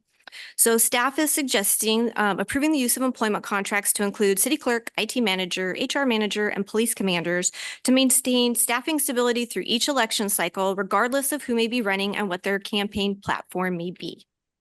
And again, this was through the subcommittee with unanimous to move forward and approve. Thank you. Yes. Is there anyone, okay, I'll go ahead and hold you tight for just a minute. Anyone in the audience like to comment on this agenda item this evening? If so, come to the podium, state your name and address for the record. See no one local in-house, virtually, *9 or virtual hand, raise your virtual hand, be recognized. I see no one virtually. Stephanie, do you? I do not. Council, may I have a motion, please? I move to approve the use of employment contracts for the city clerk, IT manager, HR manager, and police commanders. Second. Motion and a second. Council, any questions of Selena that weren't previously answered? We'll start with Councilmember Smart. Yes, thank you. Selena, I'm curious to know how the definition of senior staff can change over time, or will it always be according to this resolution? Is this resolution or ordinance? That the people, that the positions mentioned here specifically are the ones that are covered by this. Senior staff are the staff that report directly to the mayor. They don't have somebody in between them. City clerk, HR, and IT. The difference between us and directors right now is we're very small departments of one and we don't have staff. We hope that at some point when budget allows that would change, which would then basically put us at a director level. So right now, single person departments, no staff, which just kind of lowers the level down to senior staff, but we all report directly to the mayor with nobody in between us. And so is that true for police commanders as well? No, that is not true for police commanders. They're not considered senior staff. But we are asking for contracts for them because they are in a different position than any other managers that we have, being with the union below them. And then what happened recently, the realization there could be a new chief with a new operational view. Okay. And how did the amount of 5 months come about? What was the discussion there? And, is not 3 months sufficient or 1 month sufficient to be an inhibition to needless or firing without cause? We're simply just following what the previous contracts have. So the ones that were done back in 2012 and those were all 5 months. So it's copying the same format. So that's really what it is. It was decided about a decade ago. Equal across the board. Yes. Yeah, those were for director positions, right? But before, what was that? Isn't that the agreement that we have already for It's staff that may be Director positions, but serve as the pleasure of the mayor, I think is the overall arching item. Is that yes, correct? thank you. Yeah. So the other comment I have is that I realize this implies that staff, I would just hope, and I think it's true now, but I always want it to be true, that our directors and our staff, city staff that work for a mayor are doing so in an apolitical way. And I understand that might not be the case in some non-ideal situations, but frankly, I just want to take the opportunity, because this is coming up, to emphasize that I hope that's never the case. And if that is ever the case, even while serving under a mayor who likes their particular politics, they need to stop that, and they need to be apolitical. This city runs on a mixture of folks, and it has a job to do, which has, fixing potholes, making water systems work, policing the streets, has nothing to do with politics. And I want to just stay that way. So I hope this never needs to be implemented, but I understand the premise. Read. I think 5 months is a lot. I don't know. I'd like to hear what other council members think. Councilmember Moran. Thank you. First, I would like to say that I also hope that's the case, but I also want to make very clear that I don't want to limit the freedom of speech that staff has because they are not required to, in their off time, agree or disagree with any sort of politics whatsoever. So with that being said, I think I'm fine with the 5 month salary. Actually, it might even sound a little bit less than I would imagine it would have been. I'm wondering more about, is this just at the change of, like, if there were to be a change in whoever their manager is for at that moment, or is that for in perpetuity if they are let go with no fault of their own, that it would be 5 months? It is actually, the contract is written so that if you are let go through no fault of your own, you did not resign and you were not termed for cause, then yes. So even though this is the reason that we implemented, it would hold firm for any situation where they were let go without cause. Okay, so it would be at any time Yeah. during their employment, if they were let go without cause, it would Yes. be 5 months. Okay. I just wanted to make sure that was, okay. Thank you. I see Councilmember Bloom virtually has his hand up. Councilmember Bloom, you have the floor. Sure. Sorry about being late. I had some personal problems that came up. Can you speak a little bit louder, please, Councilman Bloom? Can you hear me now? Yes, Go no? ahead. No, the question came down to a severance. This comes about, it's not that uncommon for positions that are tough to hold. And especially now that we have, trying to hold on to good staff is difficult, and especially during times of change. And I just reflect on my son's position he's in a city government where it's a strong mayor, and the mayor changes and he waits to the end to see whether he's hired or not. So, but when we discussed this way back when we established it for the directors, it was a lot more, the initial proposal was a lot more advantageous. So I think this is a good approach to the situation. Thank you, Councilman Bloom. Appreciate it. Councilmember Fetto? Thank you, Mr. Mayor. Selena, so the contract says maximum payout equal to 5 months. How is the scale determined? It sounds like, so it could be less than 5 months under certain circumstances. How's that scale determined? It's actually just written as so it's 5 months based on how many years of service you've completed. So if you've been with the city for 2 years, you would get paid 2 months. If you've been with the city 7 years, you get paid 5 months. So it's a max of 5 months based on how many years you've been there, 1 month per year. Okay, so if someone's been here for a year, they get 1 month. Yes. They've been here 25, they get 5. Yes. Okay, thank you. Thank you. Councilmember Smart? That was a great question. Thank you for asking that. The other question is, how does the contract specify cause? I mean, how do we determine, if a cause is sufficient? Are there stated lists of things that are required to be included in cause, or is it just some sort of? It's HR judicial- terminology. So it's actually a legal thing, and we work with WCIA and Jessica, our attorney, but cause is actually a legal definition. So Was that up for negotiation then in any given case? no. It's not. If they're terminated for cause, they're terminated for cause. For a cause. Yeah, yeah. Not just because they didn't comb their hair that day or something like Correct. that. Yes, Okay, I mean, I yes. can see a huge gray zone. It backs right into HR law and such.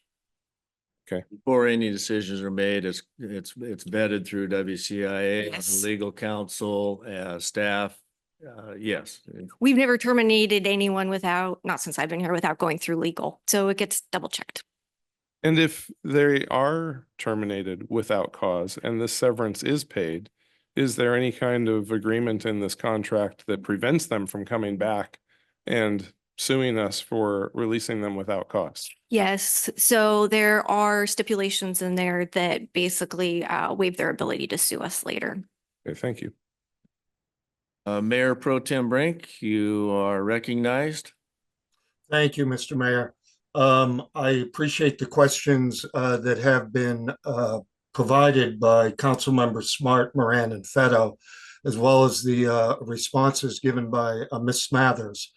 I do appreciate the need to retain staff and to ensure that we have the highest quality staff. And this is another element that can help not only recruit, but also retain quality staff. So I'm in favor of this.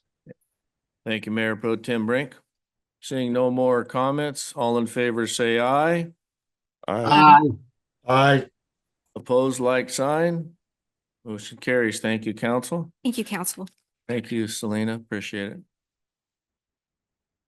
Okay, we have no unfinished business this evening or any new business. So this is the time for our second public comment. If you'd like to provide comments to city council, please come to the podium, state your name and address for the record, and please limit your comments to 3 minutes.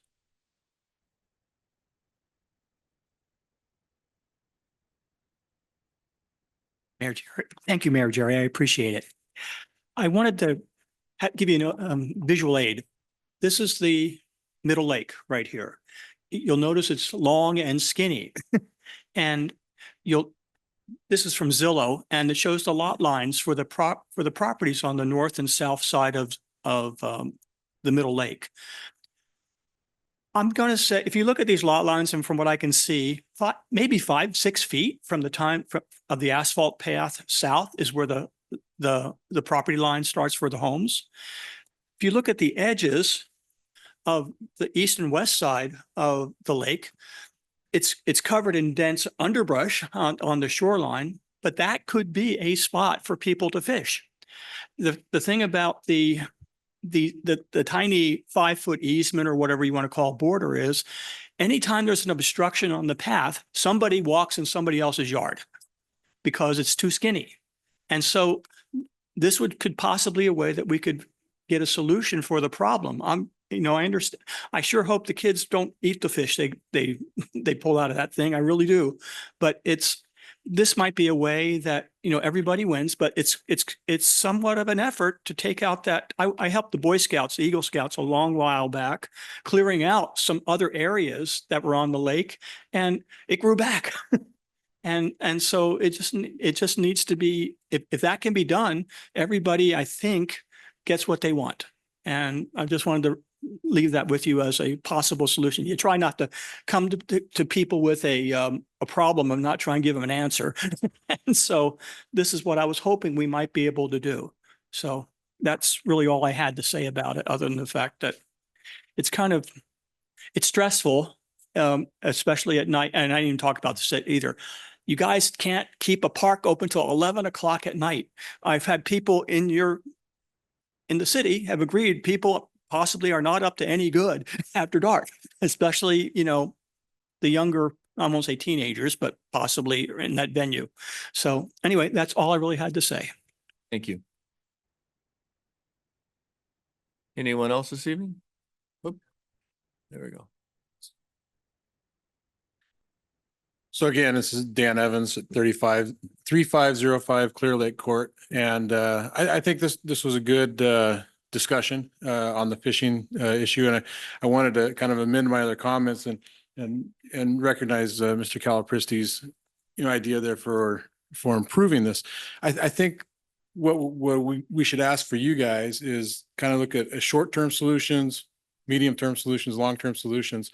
On the short term, I think it's very reasonable if there are restrictions, like maybe age of the fishers that are, maybe it's just for kids only, hours, that they're allowed to be there and do the fishing. Maybe it closes at dusk or whatever it is.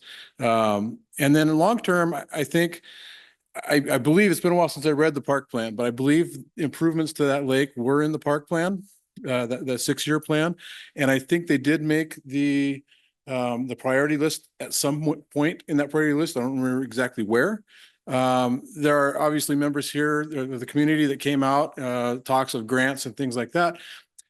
As you're discussing your budget for the next 2 years, think about getting us started down the path of improving the park at the lakes, and look at trying to pull the community in, maybe to apply for some of those grants to look at that longer term solution, because it's going to take a lot of money. And I know, having dealt with the city of West Richland, we're not just falling in, when it's not falling in buckets of money, right? So if we can go out there and get grants, apply for grants, find grant writers from within the community, bring their talents, to try to get some of that money in and look at that long-term solution of improving the shoreline, making other areas accessible so that the kids can fish, improve the water quality.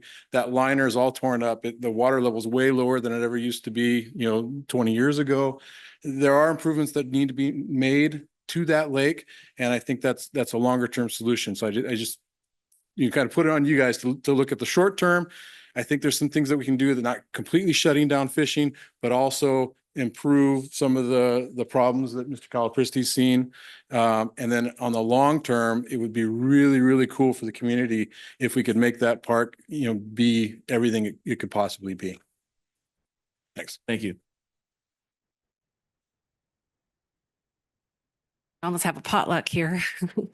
So Terry Davies, 3706 South Lake. And just to build on what Dan said too, is as a reminder that Middle Lake, it's one of two lakes, one is dry.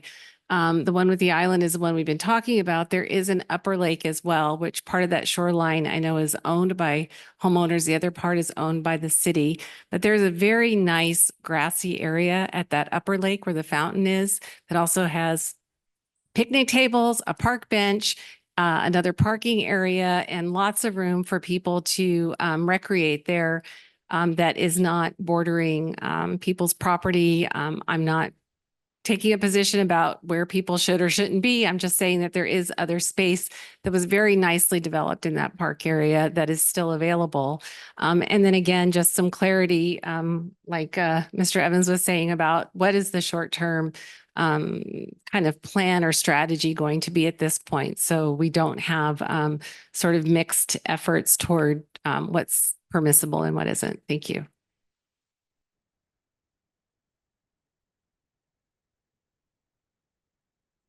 Dan Griner, 5702 Mulberry Drive. When it comes to things like we've been talking about, cost sharing, matching funds, grants, you as a city council have responsibility for the city of West Richland and revenue from whatever sources you can get them. I would like to suggest that when it comes to sources of revenue that come from the county or from the state, I think it's wise to raise the question, what percentage do we get? If the money is being raised for one of those jurisdictions that already has a lot of money, then we're fundraisers on behalf of that branch of government for the state, for example. If we only get 1 or 2%, doesn't sound like a very good deal to me. And I think that ought to be figured into the equation of anything that you consider for revenue sharing or for raising revenue. I mean, thank you. Anyone else this evening? Seeing no one, we'll move on to the virtual arena. If you'd like to address council in this public comment session, please raise your virtual hand or *9 to be recognized. I see no one virtually. Stephanie, do you? I do not. Thank you. Okay, at this time, we'll go ahead and move on to staff, council announcements, reports, and comments. We'll start with senior staff this evening. If you have comments, reports. Got a loaded dais over there. We'll start with Chief Grego. Thank you, Mayor. Good evening, council. Good evening, community and citizens. I think I have a couple questions probably to answer tonight. I want to start off with the fishing. I want you to know that the police department doesn't make policy. We uphold the laws. That's what we do. Our officers have discretion on the street to educate the community that they come in contact with before they enforce. So I just want to let you know that. As far as moving forward, I expect them to keep doing their job until the policymakers tell me something different, because I cannot override what the ordinances are. As far as the fireworks garbage, sir, okay, right there. I just want to let you know that our officers have to prove whose garbage it is. And if it came out of the air, in order to charge them with anything, they'll have to prove that in a court of law, whose it was. And so tonight I was just talking to the Public Work Director, and it sounds like to me, he'll have his maintenance crew come out and clean up that area. Okay, just let you. Also tonight, I wanted to kind of talk about the stats for 4th of July. Every year I do this. From June 28th, when this fireworks were start being sold till July 6th, we received a total of 40 calls in those days.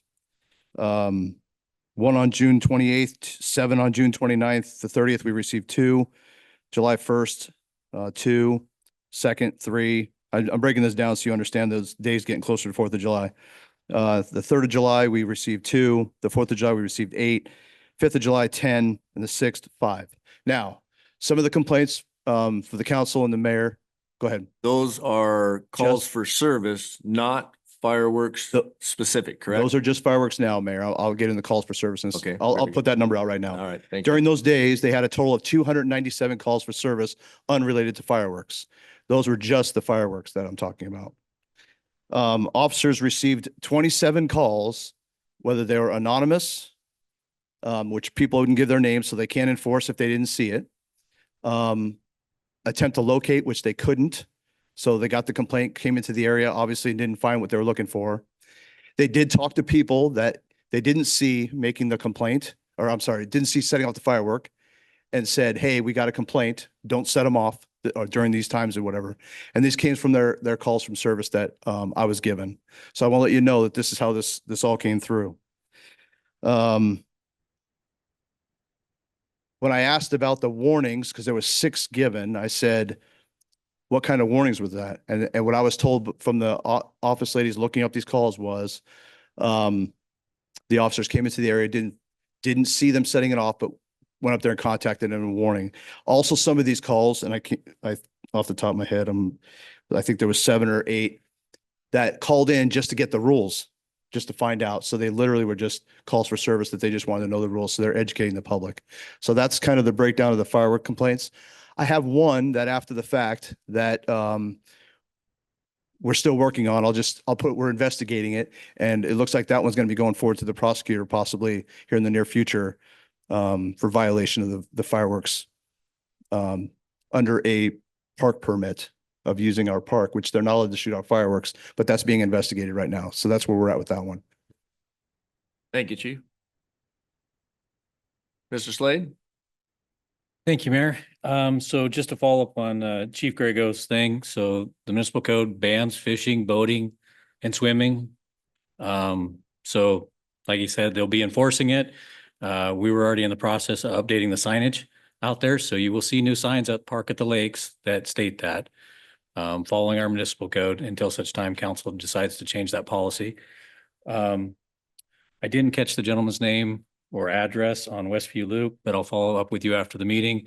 It's frustrating. Most of the residents do a good job of cleaning up their debris, but we do have a few that aren't good neighbors. So I don't want it in our storm drainage facility. So I'll get your address and we'll get our maintenance guys over there, get it taken care of and properly disposed of. So I'll follow up after the meeting with you, sir. And I think that was the 2 items for tonight. Thank you, Roscoe. Eric? I'm sure everyone's heard enough from me this evening with all of the items I had on the agenda, but I'll be brief. So this year we are in the process of updating our comprehensive plan. The state's requiring a periodic update. As part of that periodic update, they're also requiring us to include a climate element. So I am working currently with the other 3 cities, as well as Benton County, on a regional approach to do this. And so, which is exciting because there's not a whole lot of other jurisdictions that have taken this regional approach. We've approached BFCOG and getting them involved as part of that group to kind of lead the charge for all of us so that we don't trip over ourselves. And so that's exciting. We're excited to move forward with that. We're going to take a look at the greenhouse gas emissions as well as just climate change in general together. So we'll be moving forward through that. As more information is available, I'll bring that and share that with you. Thank you, Eric. Aaron? So just a quick announcement, every year we get audited and the auditors have notified me and they will be starting this week or next week. This year's audit will be 3 parts as it has been in years past. So we'll have our financial audit, which is basically making sure that everything we produced as far as the numbers is correct and accurate. And the second part is our federal financial aid. Again, we have amazing directors that get lots of federal funds, but that means more work for my department. And we get to be highly scrutinized over how those dollars have been used, and we report them. And I think anything over 750,000 that we spend, we get this federal audit, and I think we're at about 2.5 million last year that we spent in federal funds.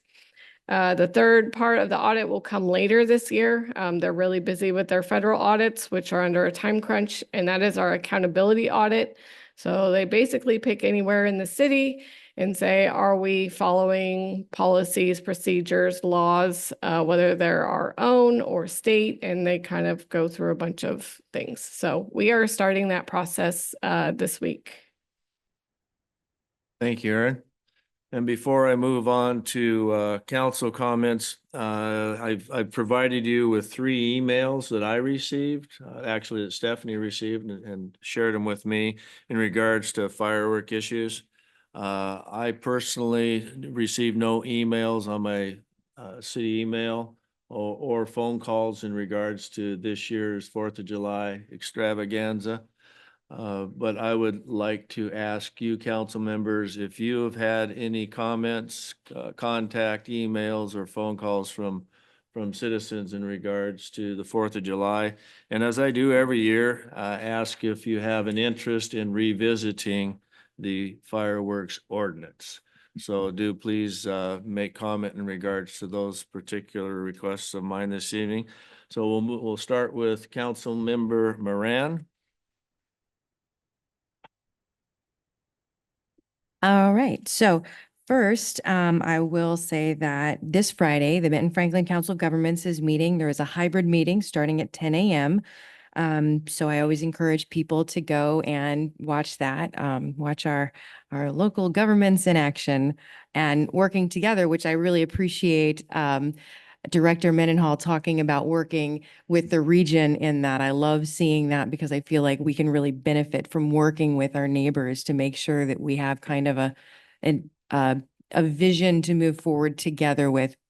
And also another plug for the BFCOG, and sorry, Erin, but I would like to say that the Council of Government does have the grant navigator that they have hired, I believe has officially been hired, and any of the members of BFCOG can ask to work with that grant navigator. So I encourage us to maybe work with Michelle and talk to that grant navigator if we'd like to find out all the information, like for parks grants, things like that. I think that is a great idea. Discussing a little bit about the fishing, I like the conversation that has been going on about that, about how it isn't just, you know, we want to get rid of all fishing and it's not a you kids get off my lawn type of thing, but more of a we can come to a solution together to find an answer that works for everybody, because I do think it's great to be able to have fishing there. I'm kind of on your side of I certainly I wouldn't want to eat those fish, just like I wouldn't want to eat any elk that's caught on Hanford's site. Just saying. So I like the discussion we're having, and I'm hoping that maybe as a council or as staff, we could continue to have discussions with that and see if maybe there is a way to, like, with having age or hours, something like that involved. I think that would be really beneficial, because I do like seeing kids being able to participate and get outdoors and celebrate the community that we have and the activities that are out there for us. It's healthy. It's fantastic to get out there. Maybe not 107-degree temperature, but well, you know, you work with what you got. In regards to, let's see, there was a lot of conversation, so it was really good to hear. So fireworks. I know I'm going to get some flack for this, and That's what I'm up here for, to get flack. Putting it right out there, I don't like fireworks. I got PTSD. I got a dog that is terrified of fireworks. I'm lucky where I live isn't like in Bird Hill, where it sounds like a war zone. And it doesn't smell like a war zone at my house like it does in Bird Hill. I did briefly, when I first moved to West Richland, rent a house that was in Bird Hill and was terrified. And I know that there are a lot of people saying, oh, well, you need to research where you're going to be living, but that can't always happen right around the 4th of July that you're researching. What I am saying is that I have also had issues with debris, and with us being the only city within the 4 cities of the Tri-Cities, because we can count here, allowing aerials. At least I believe we're the only one that allows aerials. Are we not? Not anymore. They changed that in Kennewick and Pasco. Wow. I didn't realize Pasco did. I'm really concerned with aerials. We've got still a lot of fields. We've got some fires that have happened in the past that are in areas that now we have more houses going in.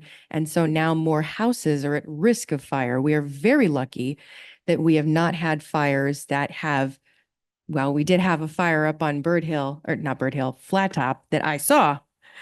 And it was frightening.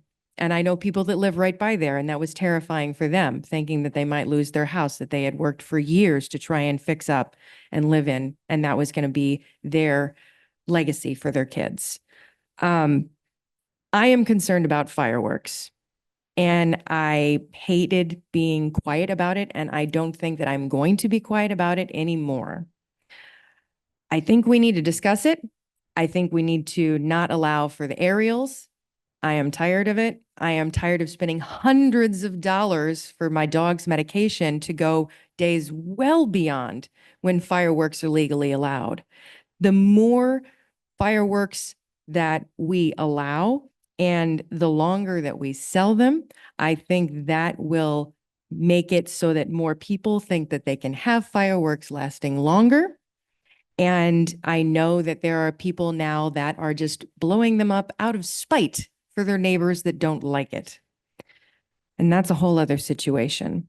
Needless to say, because it's so difficult to police the use of fireworks, if we at least limit the type of fireworks that are sold and start to ease into changes, I think that that would be beneficial to our community. In the beginning in the community, the fireworks were great. And it was really a lot of fun for the families, but I think it has gotten way, way out of hand at this point. And that's where I'm at with the fireworks. Thank you, council member. Please, no applause. And I apologize. Stephanie hides back in the corner there, and I need to have an aerial sign, maybe like a flag on it, but she has comments, so we'll go back to Stephanie. All right, thank you, Mr. Mayor. I just didn't want to be left out from the rest of staff. I just wanted to bring some attention to some upcoming events happening here in our city and also in our area. You might have seen on the city's Facebook page that the Reach Museum is offering some free admission days this month. Every Tuesday of this month, they are offering free admission for local residents. So if you haven't checked that out, be sure to either go to their website or you can go to the city's Facebook page to get more information. Our next council meeting is canceled because we will be having National Night Out that same night.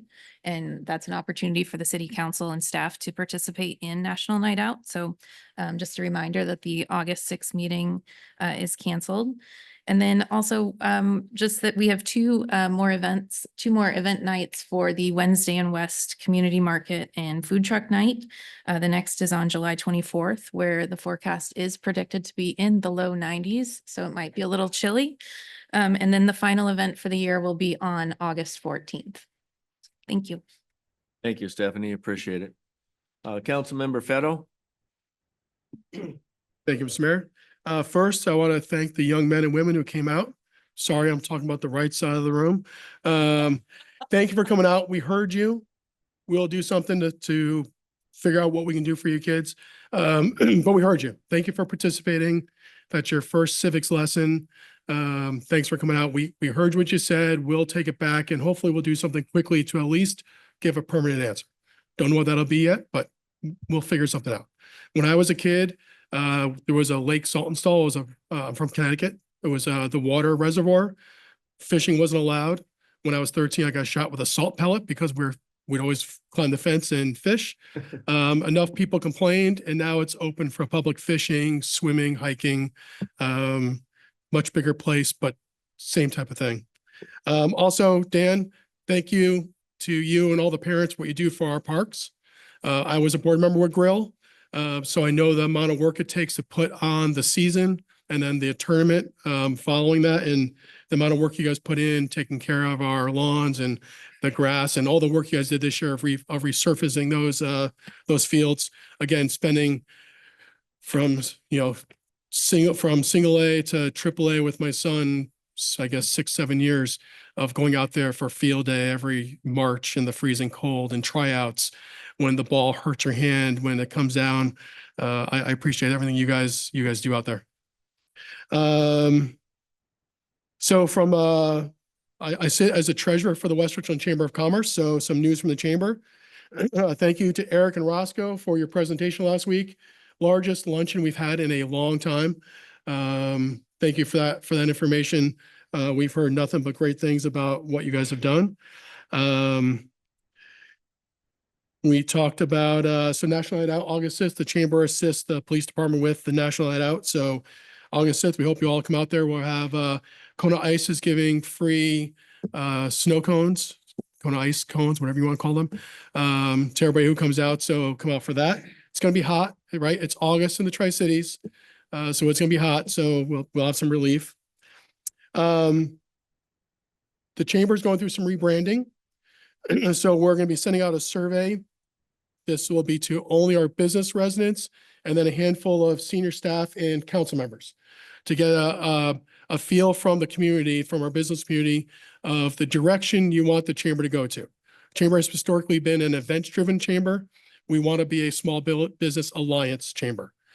So we are rebranding. We have a new logo. New website will be launching soon. I've got a copy of the logo we'll put out. It'll be on our Facebook page. But some exciting things coming around. But we are going to be looking to see how we can improve past members. People have left. Why did you leave? What we do to help you and what we do going further. And then despite rumors out there, Veterans Day Parade is fully underway. We just got an announcement from VA that we have a regional site designation once again, November 9th, 2024 on Saturday. State has granted us access to close Van Giesen. Permits are filed. Grand Marshal will be announced soon. So I got notice back from a couple of veterans groups that we weren't doing that. There was word we weren't working that. We filed our permits back in January. So we're on top of this thing. It's the 25th anniversary. So this is going to be a big one. So make sure you're out on Van Giesen, November 9th. Thank you. Comments in regards to the fireworks or Yeah, so outside of what you provided and what Stephanie has forwarded, I haven't received anything else. I did talk to the fire chief, got an email from him. Total of 13 calls for service. Most of those resulted in no fire. There was obviously Flat Top Park we all saw. No structure fires, no major injuries. There was also, I think, 6 calls for service. Outside of that, I haven't received any other emails. I'm willing to sit down and talk about it. I think it's time. The city is growing, especially as we go further out to the west. I think it's time to at least sit down and talk about if there's a required change.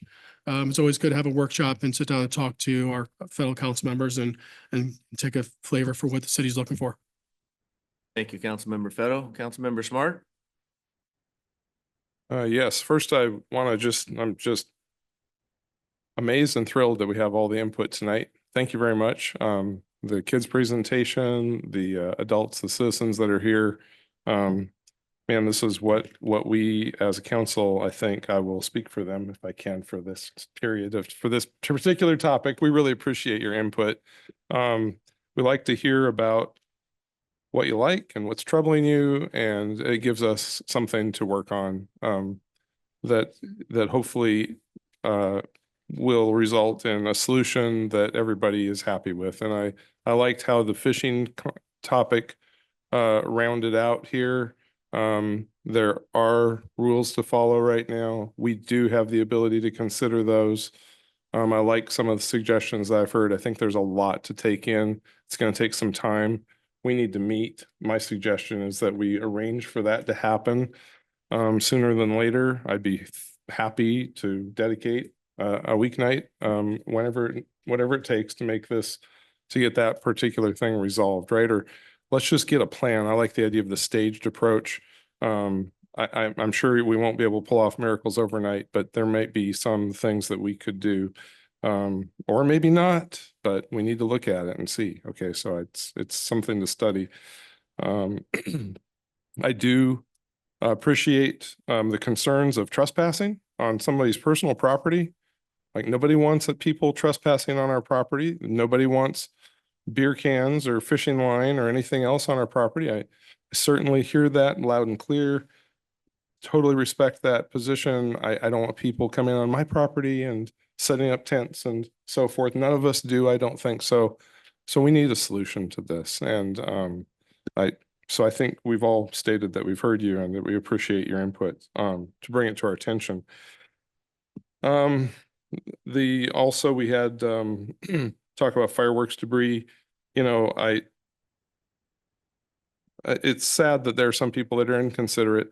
I don't know what to do about that. I appreciate Public Works, you know, paying some attention there, but it's really not the city's job to clean, you know, other people's garbage out of the streets. And I'm honestly think, you know, we have a little bit of contingency budget. Roscoe is really good at managing his department. I'm sure we can manage to do this, but I don't want to see that as a standard practice, right? We want our citizens to clean up after themselves. I think there are ordinances about certainly, you know, firing projectiles into somebody else's yard or that's illegal as far as I know, whether it's a BB or an arrow or a firework. So I know it's also very hard to enforce. It's dark. It's hard to tell where things have come from when they fall out of the sky. It's a difficult situation. I will segue while I'm on that topic to say I heard no complaints. I heard a lot of people actually say what a beautiful night it was for the 4th of July. I mean, the wind wasn't blowing at 12 miles an hour like it has in the past, which has really caused problems. I heard a lot of compliments. I heard people say it didn't seem like there were as many quote unquote explosions as there have been in the past. I know there have been, but the feedback that I got, just you asked, I'm telling you, I heard nothing like that. So maybe just the folks I talked to lived on the other side of the sound barrier or something. I don't know. I think that as a kid, I think that all of us, our grandparents enjoyed fireworks throughout their time growing up as an American. I personally don't want to see that withheld from our children and our grandchildren. I want that to perpetuate. I agree things should make sense. I don't agree that the addition of new housing in West Richland is going to increase the risk of fire. It'll actually decrease the risk of fire because, as I have personally experienced, that turns wildland tinder boxes into nice yards with you know, fireproof roofs for the most part and manicured lawns and so forth. The faster we get rid of the desert next to our homes, the less we have a chance of being in a wildfire. So I've studied this for years. The results year after year are minimal calls, minimal fire calls, minimal, if not no structural damage. Nationwide injuries, the most injuries that come from fireworks are from sparklers. Kids holding sparklers and burning their hands or getting a spark in their eye. And I'm not ready to ban sparklers, okay? And then there's like a half a dozen or maybe up to a dozen per year of serious injuries. People usually combined with alcohol, holding a firework in their hand or launching a rocket from their head. And so you end up with a couple of deaths and a couple of people get maimed. But it's an amazing statistic when you realize that millions upon millions of people launch fireworks every year. And that's the extent of the injury. I don't know if you can come up with another event. I mean, golfing, I think more people get struck by lightning golfing every year than get killed from fireworks in this country. So I want to look at this from a historical perspective with numbers at hand and from a non-emotional but historical respectful look at our nation's culture and our right to celebrate the independence of our country, which I hold dearly. So those are my feelings on it. I will just continue to say that I heard the comments about restrictions of freedom of speech. You know, I appreciate all of you being able to talk about the topics you did tonight. Some topics on our ballot are not allowed to be talked about. We've learned this year from the Washington State PDC. That does, when I analyze that and look at the root analysis, that doesn't seem right. You know, if you have a public comment capacity or opportunity in a civic forum, I just don't think there should be restrictions on that speech. So those are my feelings on it, and I appreciate the appeal to discuss that issue with AWC and to see if other cities feel the same way or not. And if so, it's an organization that has substantial influence on Washington state law and legislatures. And I think this deserves to be looked at because although I understand there's a potential for, you know, I don't want cities to use their copy machines to print election brochures for a candidate, okay? And I think that's what that's written for, but to restrict the ability of citizens to come up and talk about any given topic during an open forum, I just can't see the harm. We've experienced that here prior to the realization of this law, and it just isn't that onerous. And then just to continue, we received these letters that the mayor copied to us. And in the past, we've received letters from concerned citizens on different topics. I think the most I've ever seen was like 36 letters or 20 to 30 different letters in any given council meeting agenda or on agenda topic. But usually it's none. And on occasion you get 3 or 4. And I just don't understand, and I'd like to address council here, why we don't insist that those letters are put in our meeting record.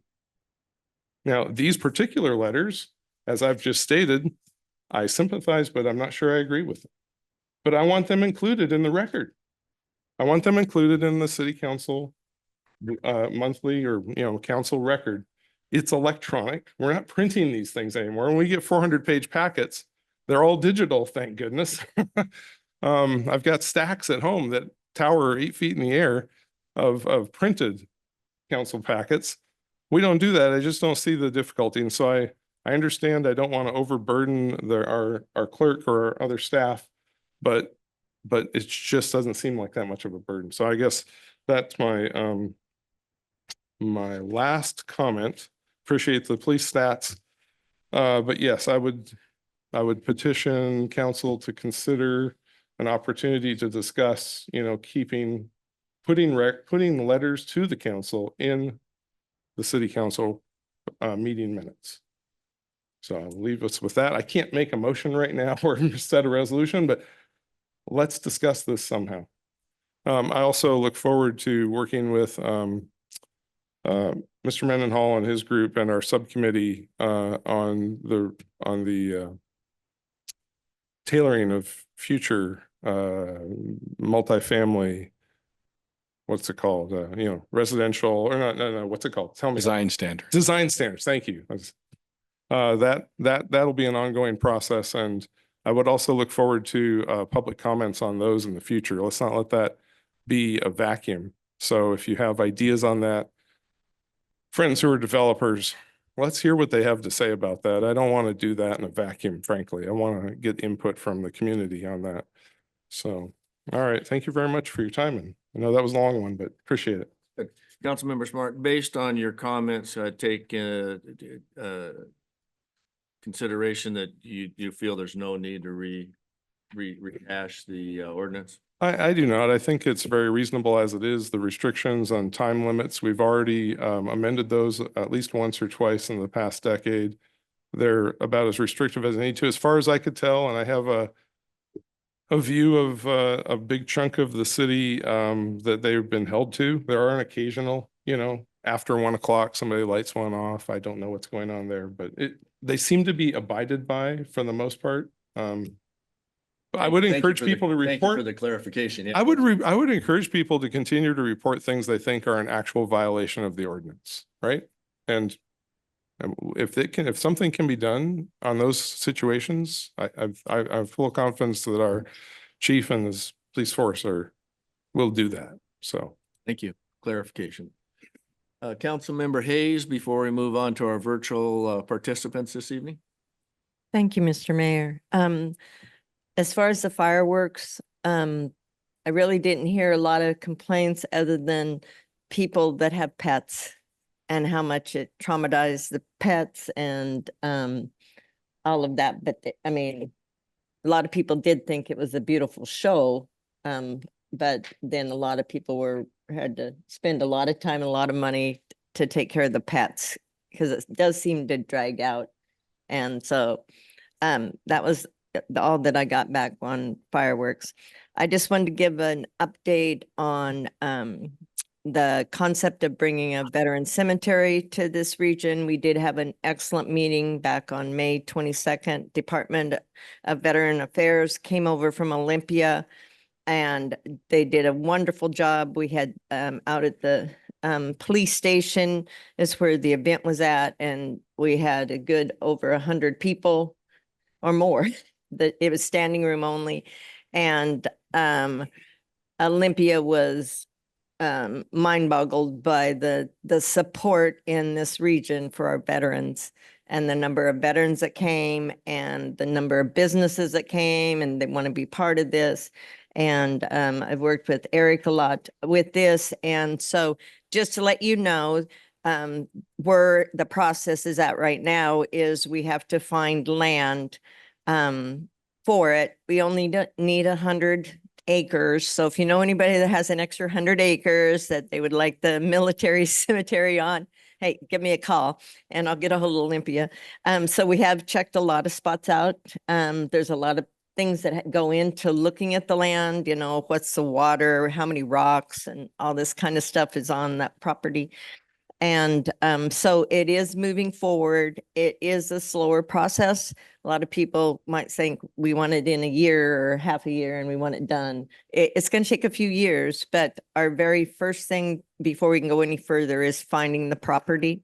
So we have checked out several sites around the area, around Richland, West Richland, one in Kennewick and things like that. So if you have any leads, pass it on. If you know some people that do, some farmers, some people that have a lot of land that want to give a little bit up for the veteran cemetery, that'd be great.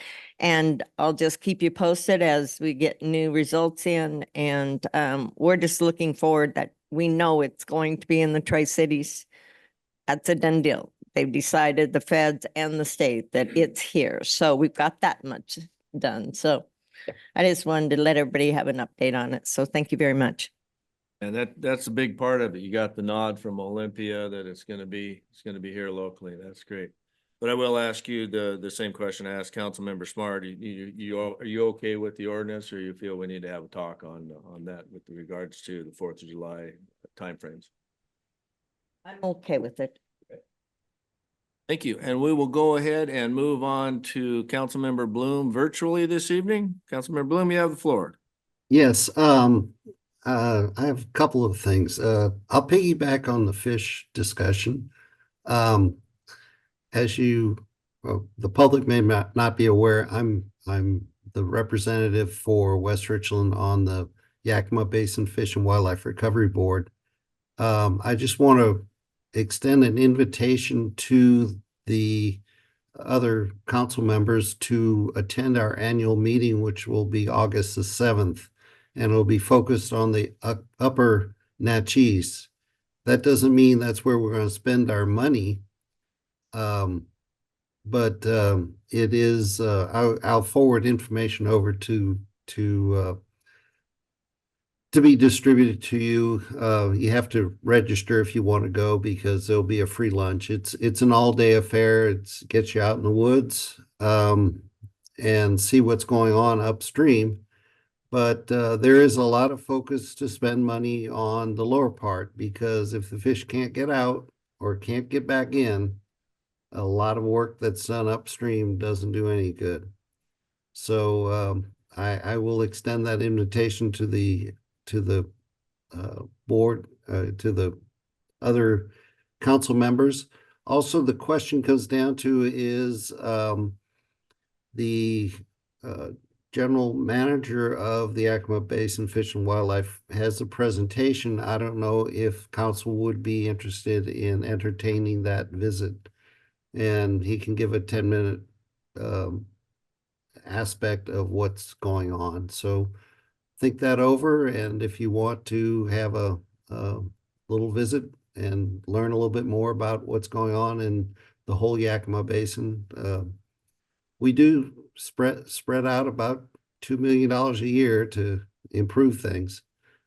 But with that, I know Eric is on our Citizens Committee for the Yakima Basin for Wildlife Recovery Board. Unfortunately, we have another opening. So if there are any citizens that are interested in serving on the Citizens Committee, I offer the open invitation to email me, let me know that you're interested, and I'll discuss it with the other members from Benton County and see if we can get you on for next year. So as far as fireworks, it's interesting. I am in favor of fireworks as long as they aren't a nuisance.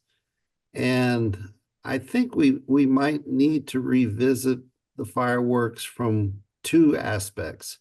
One is, as a participant, I've noted there's a significant change in the design of these aerials.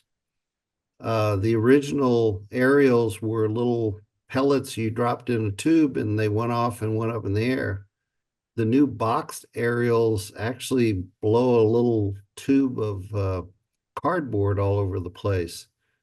And I noticed ones I set off, all of a sudden I find these little rings of cardboard everywhere after they go off. So it might be a change in the design that hasn't been figured, and that means something's coming down that was right next to an explosion.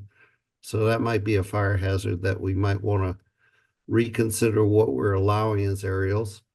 Also, in my travels, especially in Bird Hill, there's some people that are not setting off legal fireworks. They are just setting off huge mortars. You can tell by the sound of them. They must be 4 or 5 inch mortars. And as such, something I suggested before that they do in Nevada, where they have, it's a desert, but they have legal fireworks. They require the vendors to issue permits to the person. And, basically we could permit the individual buying the fireworks, but they would have to specify where, when, and agree to safety rules relative to it. So I'd like to, I'm not opposed to the fireworks aspects, but if you're doing what I would say major fireworks, I think I guess my concern is I think a lot of fireworks are coming in from other places and they're a little bit better, or let's just say more lethal than what's being sold locally. As far as complaints, the biggest complaint came from my daughter, but I got amazement from people of how beautiful it was. So the noise is a problem, especially in some areas, but I think it's mainly a problem for people that are doing what are not legal fireworks. And we might want to focus on what means we have. The permitting aspect could be, part of our enforcement aspect for people that are doing illegal fireworks. And that's causing a lot of huge noise issues. So that's my 2 bits. Thank you, Councilman Bloom. Appreciate it. Mayor Pro Tem Brink. Thank you, Mr. Show Mayor. for us this evening, sir. Thank you very much for the time to speak here. It is getting late. I will keep my comments brief.